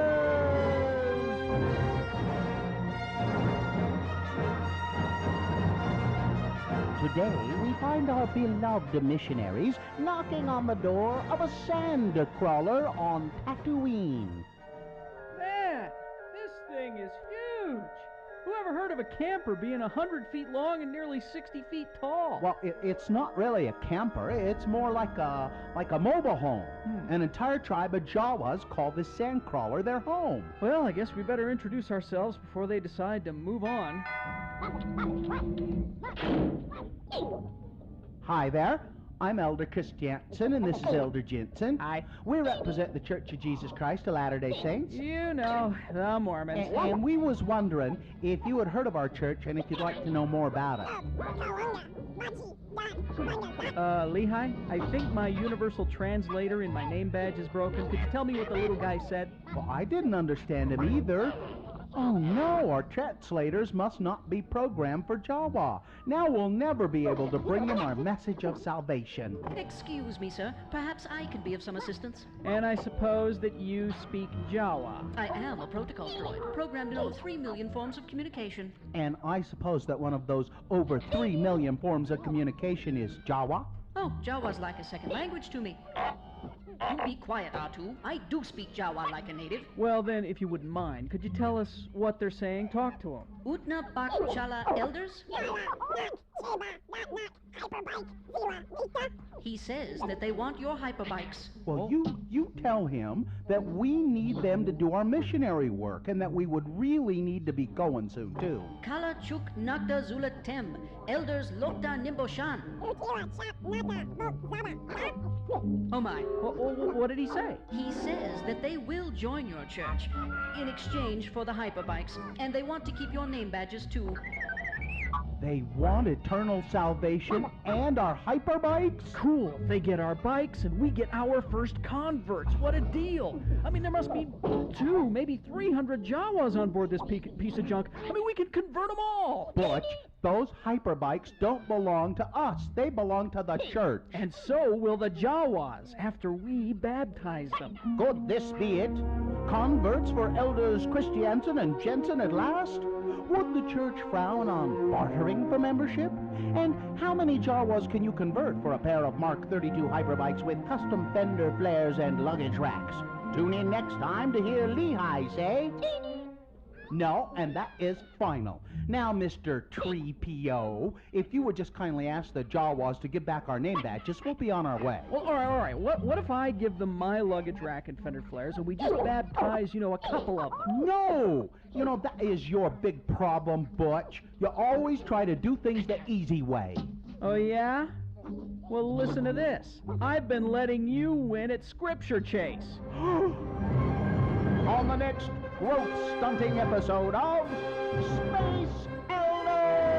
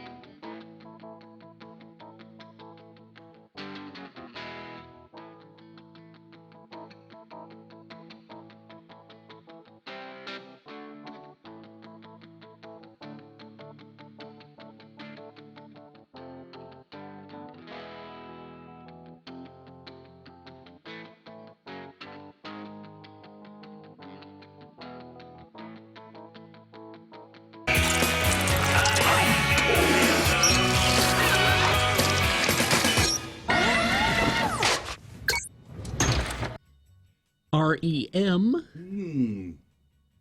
And we played that because... Well, I follow Mike Mills on Twitter. A member of that band? Yes. And here's what he tweeted yesterday. We are aware that the president continues to use our music at his rallies. We're exploring all legal avenues to prevent this. But if that's not possible, please know we do not condone the use of our music by this fraud and con man. Any idea what songs they're using? I do. Yeah. And one of my radio trade emails that I get every morning, because this was addressed. For some reason, I mean, the music that you pick for a rally. Now, Orange Crush would be perfect. That's my choice. Yeah. Orange Crush makes sense. Yeah.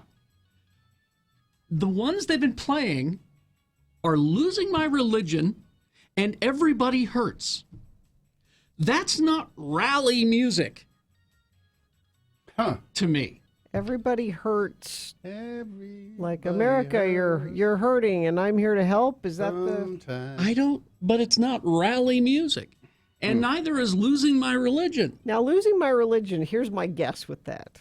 They're trying to appeal to the religious right, saying they're trying to take religion away from you, and it's Merry Christmas. Okay. That's not what that song is not. about. No. But that's just my guess as to why they're playing that. This has come up many times before. It came up with John Mellencamp and Reagan, I think it was, And Springsteen. Springsteen with Yeah. So is there no recourse for that? Did they address it? They said they're exploring. They're trying to figure out a way to stop them. Yeah. Because it's a rights issue, I'm sure is how they would do it. I'll bet our attorney would know. Mike would know. But the way to apparently they approach haven't that. been able to stop it in the past. But I would say play artists that support you. You would think. But that will make your playlist very small. Well, if you're, In Orange 45's case. Yeah. You could have Kid Rock.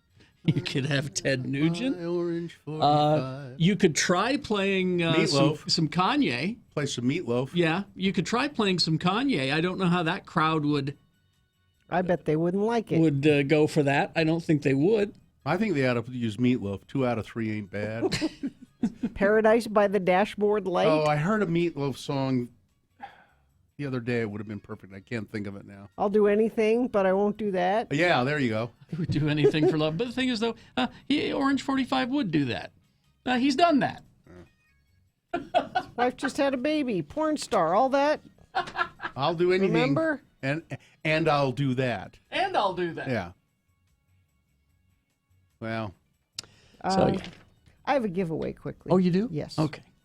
X96 and Radio from Hell. We love Cosset because they use salt from the Great Salt Lake, created their therapeutic bath bombs, or lovely. therapy bombs as they call them. There's one for every purpose. Headache, muscle soreness, mood enhancing. I tried the mood enhancing one. It was lovely. You know one thing I like about Was your them? mood enhanced? It was. Sometimes you use a bath bomb and they have a color, that they The turn. one I used turned the water black. Yeah. Cool. But whatever they use doesn't turn your Right. tub the color of it. Oh, it doesn't I've color- done them before where you drain the water and there's right. this A residue. ring or something. No, they're nice. They're a Yeah. local company. Layton Hills Mall, Trolley Square, University Place in Orem, or online at therapybomb.com. Or you can win some from us right now. I have a $50 gift card to Cosset Bath and Body. Just text the word health, HEALTH, health, to 33986. It's probably really dark blue rather than black. But it didn't stain your tub. Nope, didn't. And it left it made my skin sort of like it had lotion on it. So you had a milk bath then? I did? Mm-hmm. Huh. I've been using that balm that they... The body butter? The body butter. Yeah, yeah. the body. It's called the George. Yeah. And I I've haven't been tried it yet. been using that on my So, elbows and knees. so there's a product in the box they gave us of Cosset stuff that it says it's for it's dry washing your hair. It's a little round bar. It's like cake. a bar of soap. So how do you use that if you don't Just use like water? you wash your hair. No, meaning it's not a liquid. You use water. It's Oh. just like a bar of soap. You or Okay. All right. I thought it was for like those times when you can't get your No. hair wet. No, that's There dry is a shampoo. product. That's called Yeah. dry shampoo. That's Oh, a and I different- thought that's that's what a it different was. thing, yeah. Okay. All right, so we will take a break. We'll be back with your boner fights, a reasonable amount of news, all that on the way. Gina, Lightstream. So over the holidays, maybe you ran up your credit card balances, maybe even more than one, and they're high interest credit cards. Well, there's something you could do. You can consolidate those balances and save with a credit card consolidation loan from Lightstream. You can roll multiple credit card payments into just one lower payment at a fixed rate. Lightstream has rates as low as 5.95% APR with auto pay. That's a lot lower than the national average, which can be over 20%. The application is quick and easy. There's no fees. And you can even get a better interest rate discount by doing this. Go to lightstream.com/X96. That's LIGHTSTREAM.com/X96.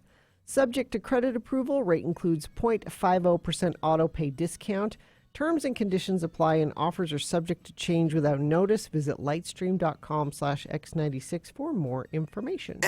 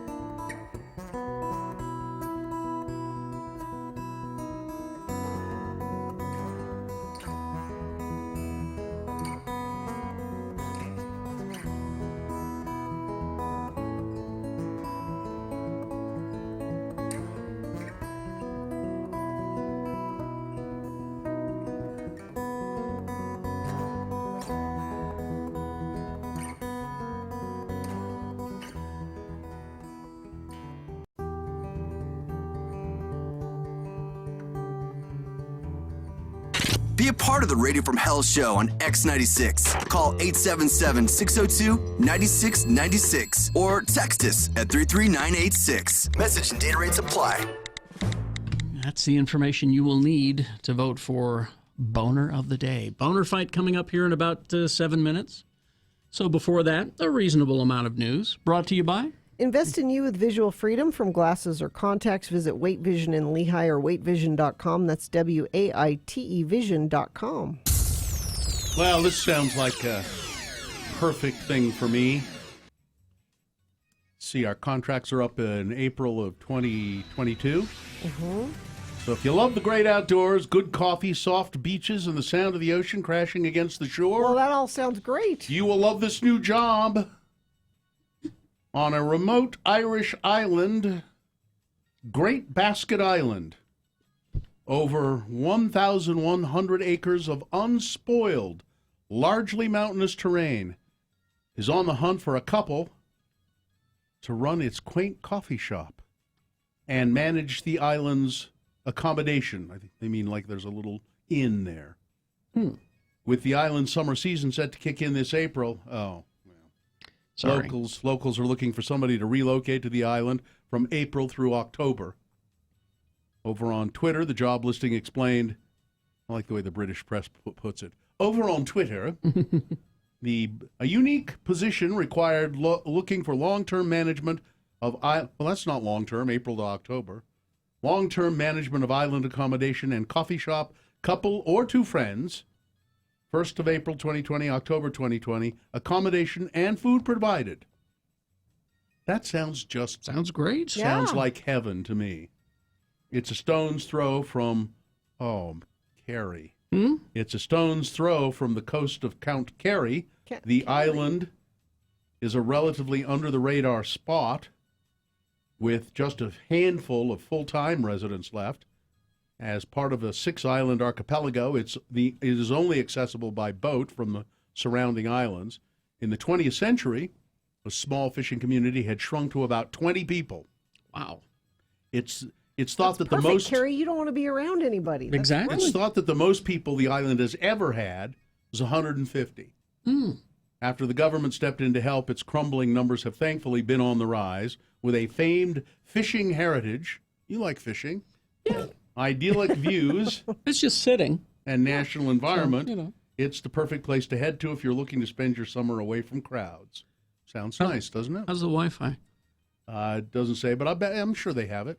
How's the Wi-Fi? Big setback for the Utah mining industry. Coal mines specifically. But I thought our clean coal was... A Bay Area city that has been a key export gateway for Utah mines has approved a ban on the storage and handling of coal, potentially severing a vital link to the global marketplace for coal, because there ain't nobody in the United States wants to buy it much anymore. So they've been, but overseas there's still a hunger for it, I think in China and other places. In a unanimous vote on Tuesday, and despite fierce resistance from industry and labor unions, the Richmond City Council okayed a measure that allows a 3-year phase-out for the city's one coal handler, the Levin Richmond Terminal, where about 1 million tons of Utah coal is transferred each year from rail to Japan-bound vessels. Oh, it goes to Japan. I guess we're going to litigate, said Jim Holland, the terminal's vice president for facilities, equipment, and environment. He contends the ban will put the terminal out of business. Yeah. Costing about 60 high-paying union jobs. Also threatening to sue is Utah's largest coal producer, Wolverine Fuels, which announced its intentions in a letter to sue as well if they do this. Now, I don't know what the status is of that. So they were talking about pouring millions and millions of dollars. Utah was talking about pouring millions of dollars into another port where they were going to dig it out and make it so that I don't know. So you could. I wonder if that's what Steph is referencing here in the chat room. Says there goes the $53 million that the state of Utah threw at this. Oh, maybe this is the place. Is that what you think? Yeah, maybe this is the one. Let's see. Utah. Oh, yeah, here we go. Utah lawmakers have pledged $53 million from state funds to help build a terminal there, estimated to cost $250 million. Now a major Japanese utility has emerged as potential financial save. No, this is Oakland. Oh, okay. This is the Oakland terminal. So taking Richmond out of play would effectively disrupt loading operations at Stockton Wolverine if they can't find another site. Such a scenario elevates the importance. So that doesn't mean there goes the $53 million. That means we're going to spend that $53 million. It now elevates the importance of having a terminal in Oakland, which could handle 10 million tons of coal a year. We're paying for that. I know. The one in Oakland, Utah's paying for. I know. That means we are going to, in fact, spend that $53 million and more. That sounds like socialism. I just have a stupid question. Okay. And it probably is a stupid question, but I am very curious. Why can't we teach coal miners to make solar panels? Well, you could. But it seems like a simple solution, but it has many complex aspects to it. Right, anyway. It's Bonafide. With Radio from Hell on X96. Now, Steph says Oakland has been refusing to ship from their port for years. They don't want it there. Well, they're still pushing. People are still pushing. They haven't banned it outright, apparently. Anyway. I'll get to the story tomorrow about it's okay to have a pygmy goat in Midvale. Oh, we can do it in the next break. It's an older story. I just saw it, though. Okay. So here we go. Boner candidate number 1 in the boner fight. This comes from the 7 o'clock hour. It is condom spoil sport. Gary Herbert. Governor Herbert, my pal Gary, stepping in to stop distribution of risque state-themed condoms. The condoms were federally funded, being distributed by the state health department to raise awareness of HIV, hopefully give people a little laugh and get them to use the condoms. Well, I think somebody put a little bug in Governor Herbert's ear. Have you seen this? Governor Herbert, have you seen these? This is terrible. These are racy condoms. So he said, okay, we're going to ban them. Somebody harumphed. Yeah. Anybody that would use these is not somebody that would be offended by them. Exactly. So going up against boner candidate number, but they might leave them around where the children can see them. Boner candidate number 2, who watches Wendy Williams? Oh, you do? Well, then stop. Wendy Williams mocking Joaquin Phoenix's cleft lip. There you go. You've got to decide, of these 2 candidates, which one should be boner of the day, 1 or 2. Remember your candidate number, the one that you think should win. Put that number, that single digit, in the message of a text. That's all we need in the message of that text. That's the way the computer counts it. 33986 is where you send that. Or you can call Katie at 877-602-9696. Use your voice. Or go online, x96.com. Most people do that. Look for the box that says Boner Fight, January 16, 2019, and vote there. If you don't see that box, refresh your browser. It should appear. But you've only got 4 minutes to do it, so let's go. This is Boner of the Day. RandLife.com. Yes, Rand Life. If you want a mortgage, these are the people to go to. It is a local mortgage lender. Or a refinance. They can do that also. It's a great time to refinance with interest rates exceptionally low. If you check with Rand Life and check the interest rate you're paying on your mortgage now, it's very likely that you could get a better rate by refinancing. And if you refinance with Rand Life, let's see, what's today? You got today and tomorrow. Today's the 16th, right? Mm-hmm. Today and tomorrow, they will waive the appraisal fee, which is up to $400. That's a great thing. Yeah, it is. And you got to get your home appraised if you want to refinance it. So they will waive that today or tomorrow if you get a hold of Rand Life.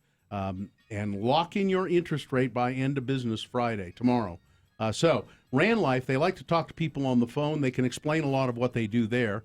It's just 801-478-4500. Rates are low, remember that. So check with Rand Life or go to randlife.com.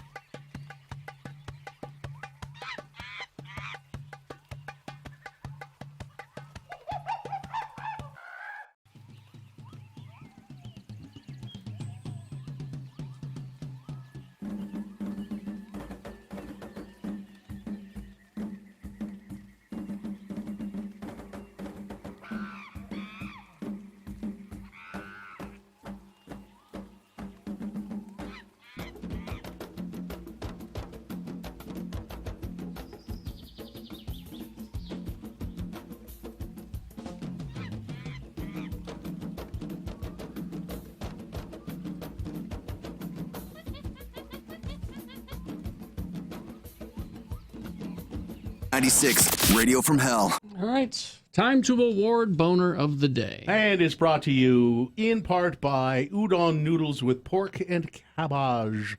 And it's the new year and time to celebrate at Stockton 12 Honda, selling new Hondas for $5, $6, and $7 per day, only at Stockton 12 Honda, Southtown Auto Mall, or online at stockton12honda.com. I like those udon noodles. They're chewy. I like that. So we had boner candidate number 1, Condom Spoil Sport Gary Herbert. Governor stepping in to stop distribution. Halt! Halt! With your risque, funny-themed condoms. Halt! Going up against number 2, who watches Wendy Williams? You do? Well, then stop it. She mocked Joaquin Phoenix's cleft palate scar. Trent won a boner t-shirt, and the winner of the boner voting, close voting, but number 1, Condom Spoil Sport Gary Herbert. I thought it might be. That's your Boner of the Day for January 16, 2020. Now qualified to be Boner of the Week. Dave the Flower Guy will decide that tomorrow at about this time. My husband's been feeding me fish. What do you mean, like in your sleep? No, he's been been Live on a fish? fish kick. What? Like it's So? we're gonna eat healthier with. Yeah. He knows who he's married to, right? I mean, So he keeps bringing home different fish, trying to see and what I like. Well, you'll eat some. I know you'll eat salmon. No, I don't like salmon. I figured you wouldn't like it. It's too strong. I like the white. I like the white. You'll fishes. eat halibut because it doesn't taste like anything. So I was gonna say, you except want what the- you So put on it. halibut, cod, Whatever you put on it. Fishes that don't have a strong but flavor. Last night he made something, and it's a fish that starts with a T. It's not trout. Tilapia? It's not tilapia. Oh. It's something. It's a French word. It's It's the tomahawk fish. I was going to come put my input because I'm a pescatarian. So what What is kind it? of I fish don't is it, know. Katie? I'm trying to. Something. Fish. But I liked it. Was it a white It fish? was a white fish. Did you text him and ask him what it was? No. Well, it's so many of those. So much of fish depends on what you do with it. Yeah. Because he said the name and he said it's French and it started with a T. But I liked it, and so I need to get it if he's insisting on making fish. Oh, I know what it was. It was le trout. No, it wasn't le trout. Le trout. Le trout. But No? I'm trying to find it. So what did he do to it? he makes this red pepper puree sauce that he puts over the top of Yeah, it. you can buy with- that in a bottle. No, he made it. But you can buy it in a bottle. And put little chives on top of it. It was good. Is it turbo? Was it Maybe. Tarek? Turbo. Oh. Turbo. What's yours? Turbot. Yeah, it's that. Turbo. Turbo? Yeah. Turbo? I think it's turbo. But I still can't get over because you cook it with the skin on it. Yeah, that And I- makes it better usually. I can't get over Well, that. then don't look and have him peel the skin off it once it's cooked. Because I like to pretend. You go to a nice fancy restaurant, like you go to get the branzino, like they've had it at Current before. I don't know if they still do. Yeah. So you get the branzino, and part of the thrill of it is the nice thing. it's the whole fish. thing with the head and everything. And then they'll say to you, "May we debone your fish for you?" And I say, please. I can do it myself, but I think it's fun to let them do it, and they just take all that stuff away. I want to go to a fancy restaurant like that. Oh, it's good. Well, Current's just right up the street. You could You go think to I Current. can afford it? Yeah, you could. You could. What's you your have a fav- fiance. What's your favorite fish? Pescatarian. If we're speaking sushi wise, it's going to be albacore tuna or escolar, the white tuna. It's just the best fish on earth. But I'm a tuna girl in general. I like seared tuna, so it's like raw in the center and things like that. But mainly I make salmon and tilapia at home and mahi because they're all cheaper fish to buy. Mahi, that's dolphin. That's tuna. Oh. What's the one that's dolphin? What did you No, think it what's was? the one? There's one that's dolphin that people Nobody say eats it's dolphin. dolphin. Yeah, Nobody they do. eats Yeah, they dolphin. do. But there's one that's related to a dolphin that people say It's not a dolphin. It's just related to the it's dolphin. like, and it looks sort of like a dolphin. It's not mahi. It's you see it in Hawaii all the time, but people eat dolphins too. No, tuna? that's no. Because that's another tuna. Have you been over here to Takashi for sushi? I have not. 'Cause that's, in my opinion, the best sushi in town. It's just right through the block here. Andy and I will have to try it. When you go over there, Mahi Mahi is related to the it is dolphin. related to okay. the Mahi Mahi. Okay. Yeah. That's- I didn't thought know that that. was the one. When you go over there, ask them if they have the fish cheek. Oh, fish cheek is so good. Yes. We That's had what it in you- California. That's what you should have. And you haven't lived until you've had cod's tongues. What? Cod's tongues. Never heard That of that I one. don't know. Yeah, they fry them up. They're like little. They come out like little balls. Now, but a fish cheek, what is it, like an It's the inch cheeks. long? Is it? It's depends on the size of the fish, It's doesn't it's a it? good sized fish, and so Yeah. but it's not a lot of meat. Like on a goldfish, there's not much cheek meat there. But it's so good. It's not a lot of meat, but it's one of the best pieces of fish that you'll ever have. Well, there's a lot of good meat on the face. People always neglect the head. You know, there's a lot of good meat in the head part of the fish. When I was a kid, we used to my father would catch trout quite often and bring them home and eat them, my mom would cook them up in with the head and tail and everything. Delicious. You know, you just dredge them. Don't take the skin off or anything, and dredge them in some flour and fry them up in butter. They were small trout, but the head, then the eyeballs go all milky and they turn into like a little piece of chalk. And we used to delight in popping them out and eating them just to gross each other out. Yeah, And they don't well- really taste like anything. They just, See, the great thing about my wife is when we have fish that has skin on it, I can just peel it, peel the skin off and give it to her, and she'll eat it. She'll eat it? if it's Yeah. crispy, Yeah, she'll if eat it's it. crispy. I know, I've seen people do that. I've tried it and I don't care for it. She'll also eat the shrimp tails too. Yeah, I'm not a Oh fan yeah, of that. I my wife's oldest friend, she loves the shrimp tail. That's a texture thing for me. Yeah. I just can't. Wrong. It tastes fine. It just once it finally breaks up in your mouth, there are these little, like it's almost Yeah. like eating slivers or something. It's, I'm trying to dip my toe into fish, and you guys are pushing me away. You need to Stop. No, fish is wonderful. You can experiment cooking fish in so many different ways. I found wonderful recipes everywhere. You know what I can't stand is when people eat when you eat lobster, and if you do a whole lobster, and people find in the lobster what they call the tamale, which I believe is just a bunch of eggs and stuff, and it's not in every lobster. It's called the tamale, and people love it and they eat it. Yep. And I think I can't do that. It's just I gross. prefer crab over lobster, in my personal opinion. Well, I like lobsters because crabs walk sideways. I don't care for that. Lobsters walk straight. Doesn't trust it. So you must I don't not like the trust 'em. sidewinder snake I either. don't trust them. They walk sideways.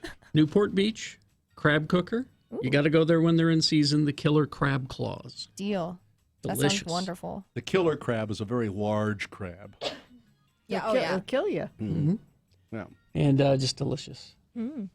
I like fish, but I'm not much of a fish cooker. No, it's because I screw it up. It's easy to cook, and yet it's hard to cook. If that makes sense. And he keeps making it, and the kids go, "A fish again?" He's like, "No, this is a different fish." They're like, "No, no." Fish tastes We don't differently, want I promise. fish. It depends on how you prepare it. What it's prepared with. That's why people like halibut so much, because it will pretty much just take on the flavor of whatever you cook it as. Yeah, most for the most most white part. fish will do that. Yeah. I'm dipping my toe in fish, just so you know. Well, just remember. A lot of people overlook, but there's a lot of good meat on the face. Well, if you need recipes, let me know. Okay. Because pescatarian, I've got them all. Okay. Let me tell you a friend's story. A friend of mine whose story about eating a deer head sometime. Oh, boy. Hey, Daddy, I'm talking on the radio. Cut the chatter. Let's take a break, and we'll be back just a moment. We'll finish this thing up. Okay. We'll get it over with. We'll put an end to it. Sorry, I'm just distracted by a big meeting out front here, where they're reminding people how to do their jobs. All right. Brooklinen.com is the website to go to and take a look at all of this beautiful stuff for your home. Make your home beautiful. It's the ultimate form of self-care. And what better time than the new year to pledge self-care to yourself? And that means being more comfortable, and that means checking out the internet's favorite sheets. Brooklinen.com, over 50,000 plus 5-star reviews and counting, including our house. We love our Brooklinen sheets. They are some of the best that we've ever had, but they've now branched out from sheets to stuff for your bathroom, essentials for your bathroom, like towels and shower curtains and bath mats. They've launched an ultra-soft loungewear. Makes you feel like you've never left the bed. It's all luxury products without the luxury markup. If you like softness, comfort, essentials to help you relax, Brooklinen has it all.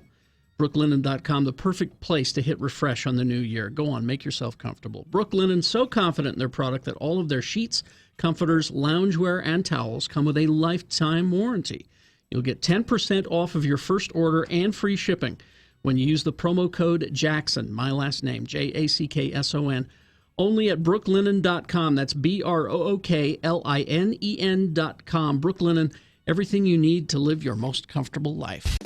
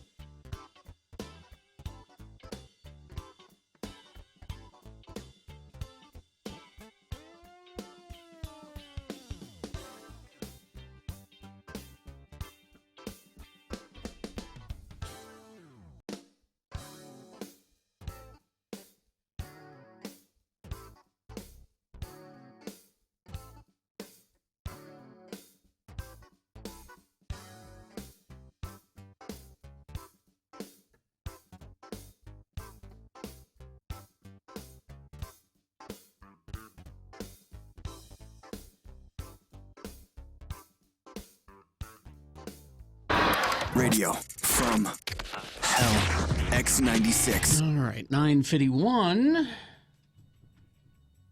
Anything? You can have, sure, you can have baby goats. Baby goats? In Midvale now. Baby goats. They're just like little friends. So pygmy goats, not baby goats, pygmy goats. There we go. Oh, I love pygmy goats. Yeah, it's so this woman, Candace Yoakum, she had a couple of pygmy goats, and they were living there in Midvale, and somebody came knocking on her door. Her goats are named Marshmallow and Frankie. Aw. And they said, you got to get the goats out of here. You got 30 days. Nobody? 30 days to get rid of the goats, lady. Says who? The city hadn't received any complaints about noise or smell or abuse, according to this article in the Salt Lake Tribune. Well, then... But Yoakum learned that pygmy goats were considered livestock under city code, not pets, and therefore not allowed in residential areas. And she said, I panicked. What am I going to do? I've had goat stew. It's good, but that would be kind of mean to do to your pets, wouldn't it? Well, yeah. So she said, where am I going to take them? They only know me. I've had them since they were weaned from their mom. So her mother said, call Midvale City Councilman Dustin Gettle. Is he goat friendly? Well, she met him when he came around campaigning in 2016, and he said, okay, I'll look at this. And said, sure, okay, well, I'll try and get the ordinance changed. And he did. Apparently, so pygmy goats are no longer considered livestock. That's right. There's kind of a stigma because they're mostly dogs. Look at pygmy goats are, x96.com/live. It's about the size of they're mostly dogs. a dog. It's probably smaller than your dog, Gina. And they're not loud and they're not a nuisance. They do like to eat tin cans and butt you, though. But they'll keep the weeds down in your yard. You know, our good, sweet, dear old friend Pam, she has, in the past, and I don't know if she still has them, and I've always meant to go up to her house in Summit County and meet her goats. But she has fainting goats. Meet the goats. Yeah. And I look, and I don't think I'd ever even heard of them until Pam told me about them years ago. And so I looked up stuff about fainting goats. It's really remarkable. They get all even stiff and fall over. even slightly frightened, and or so startled by something, and they just collapse. And she said they're very sweet, and So I met a couple of little goats. I don't know if they were babies or pygmy goats up in our neighborhood a few years ago. Somebody had rescued them or something, and they were out in the front yard, and they were little jerks. These two little goats, they come charging at you, and they were just being jerks. I didn't like them. They were mean, mean goats.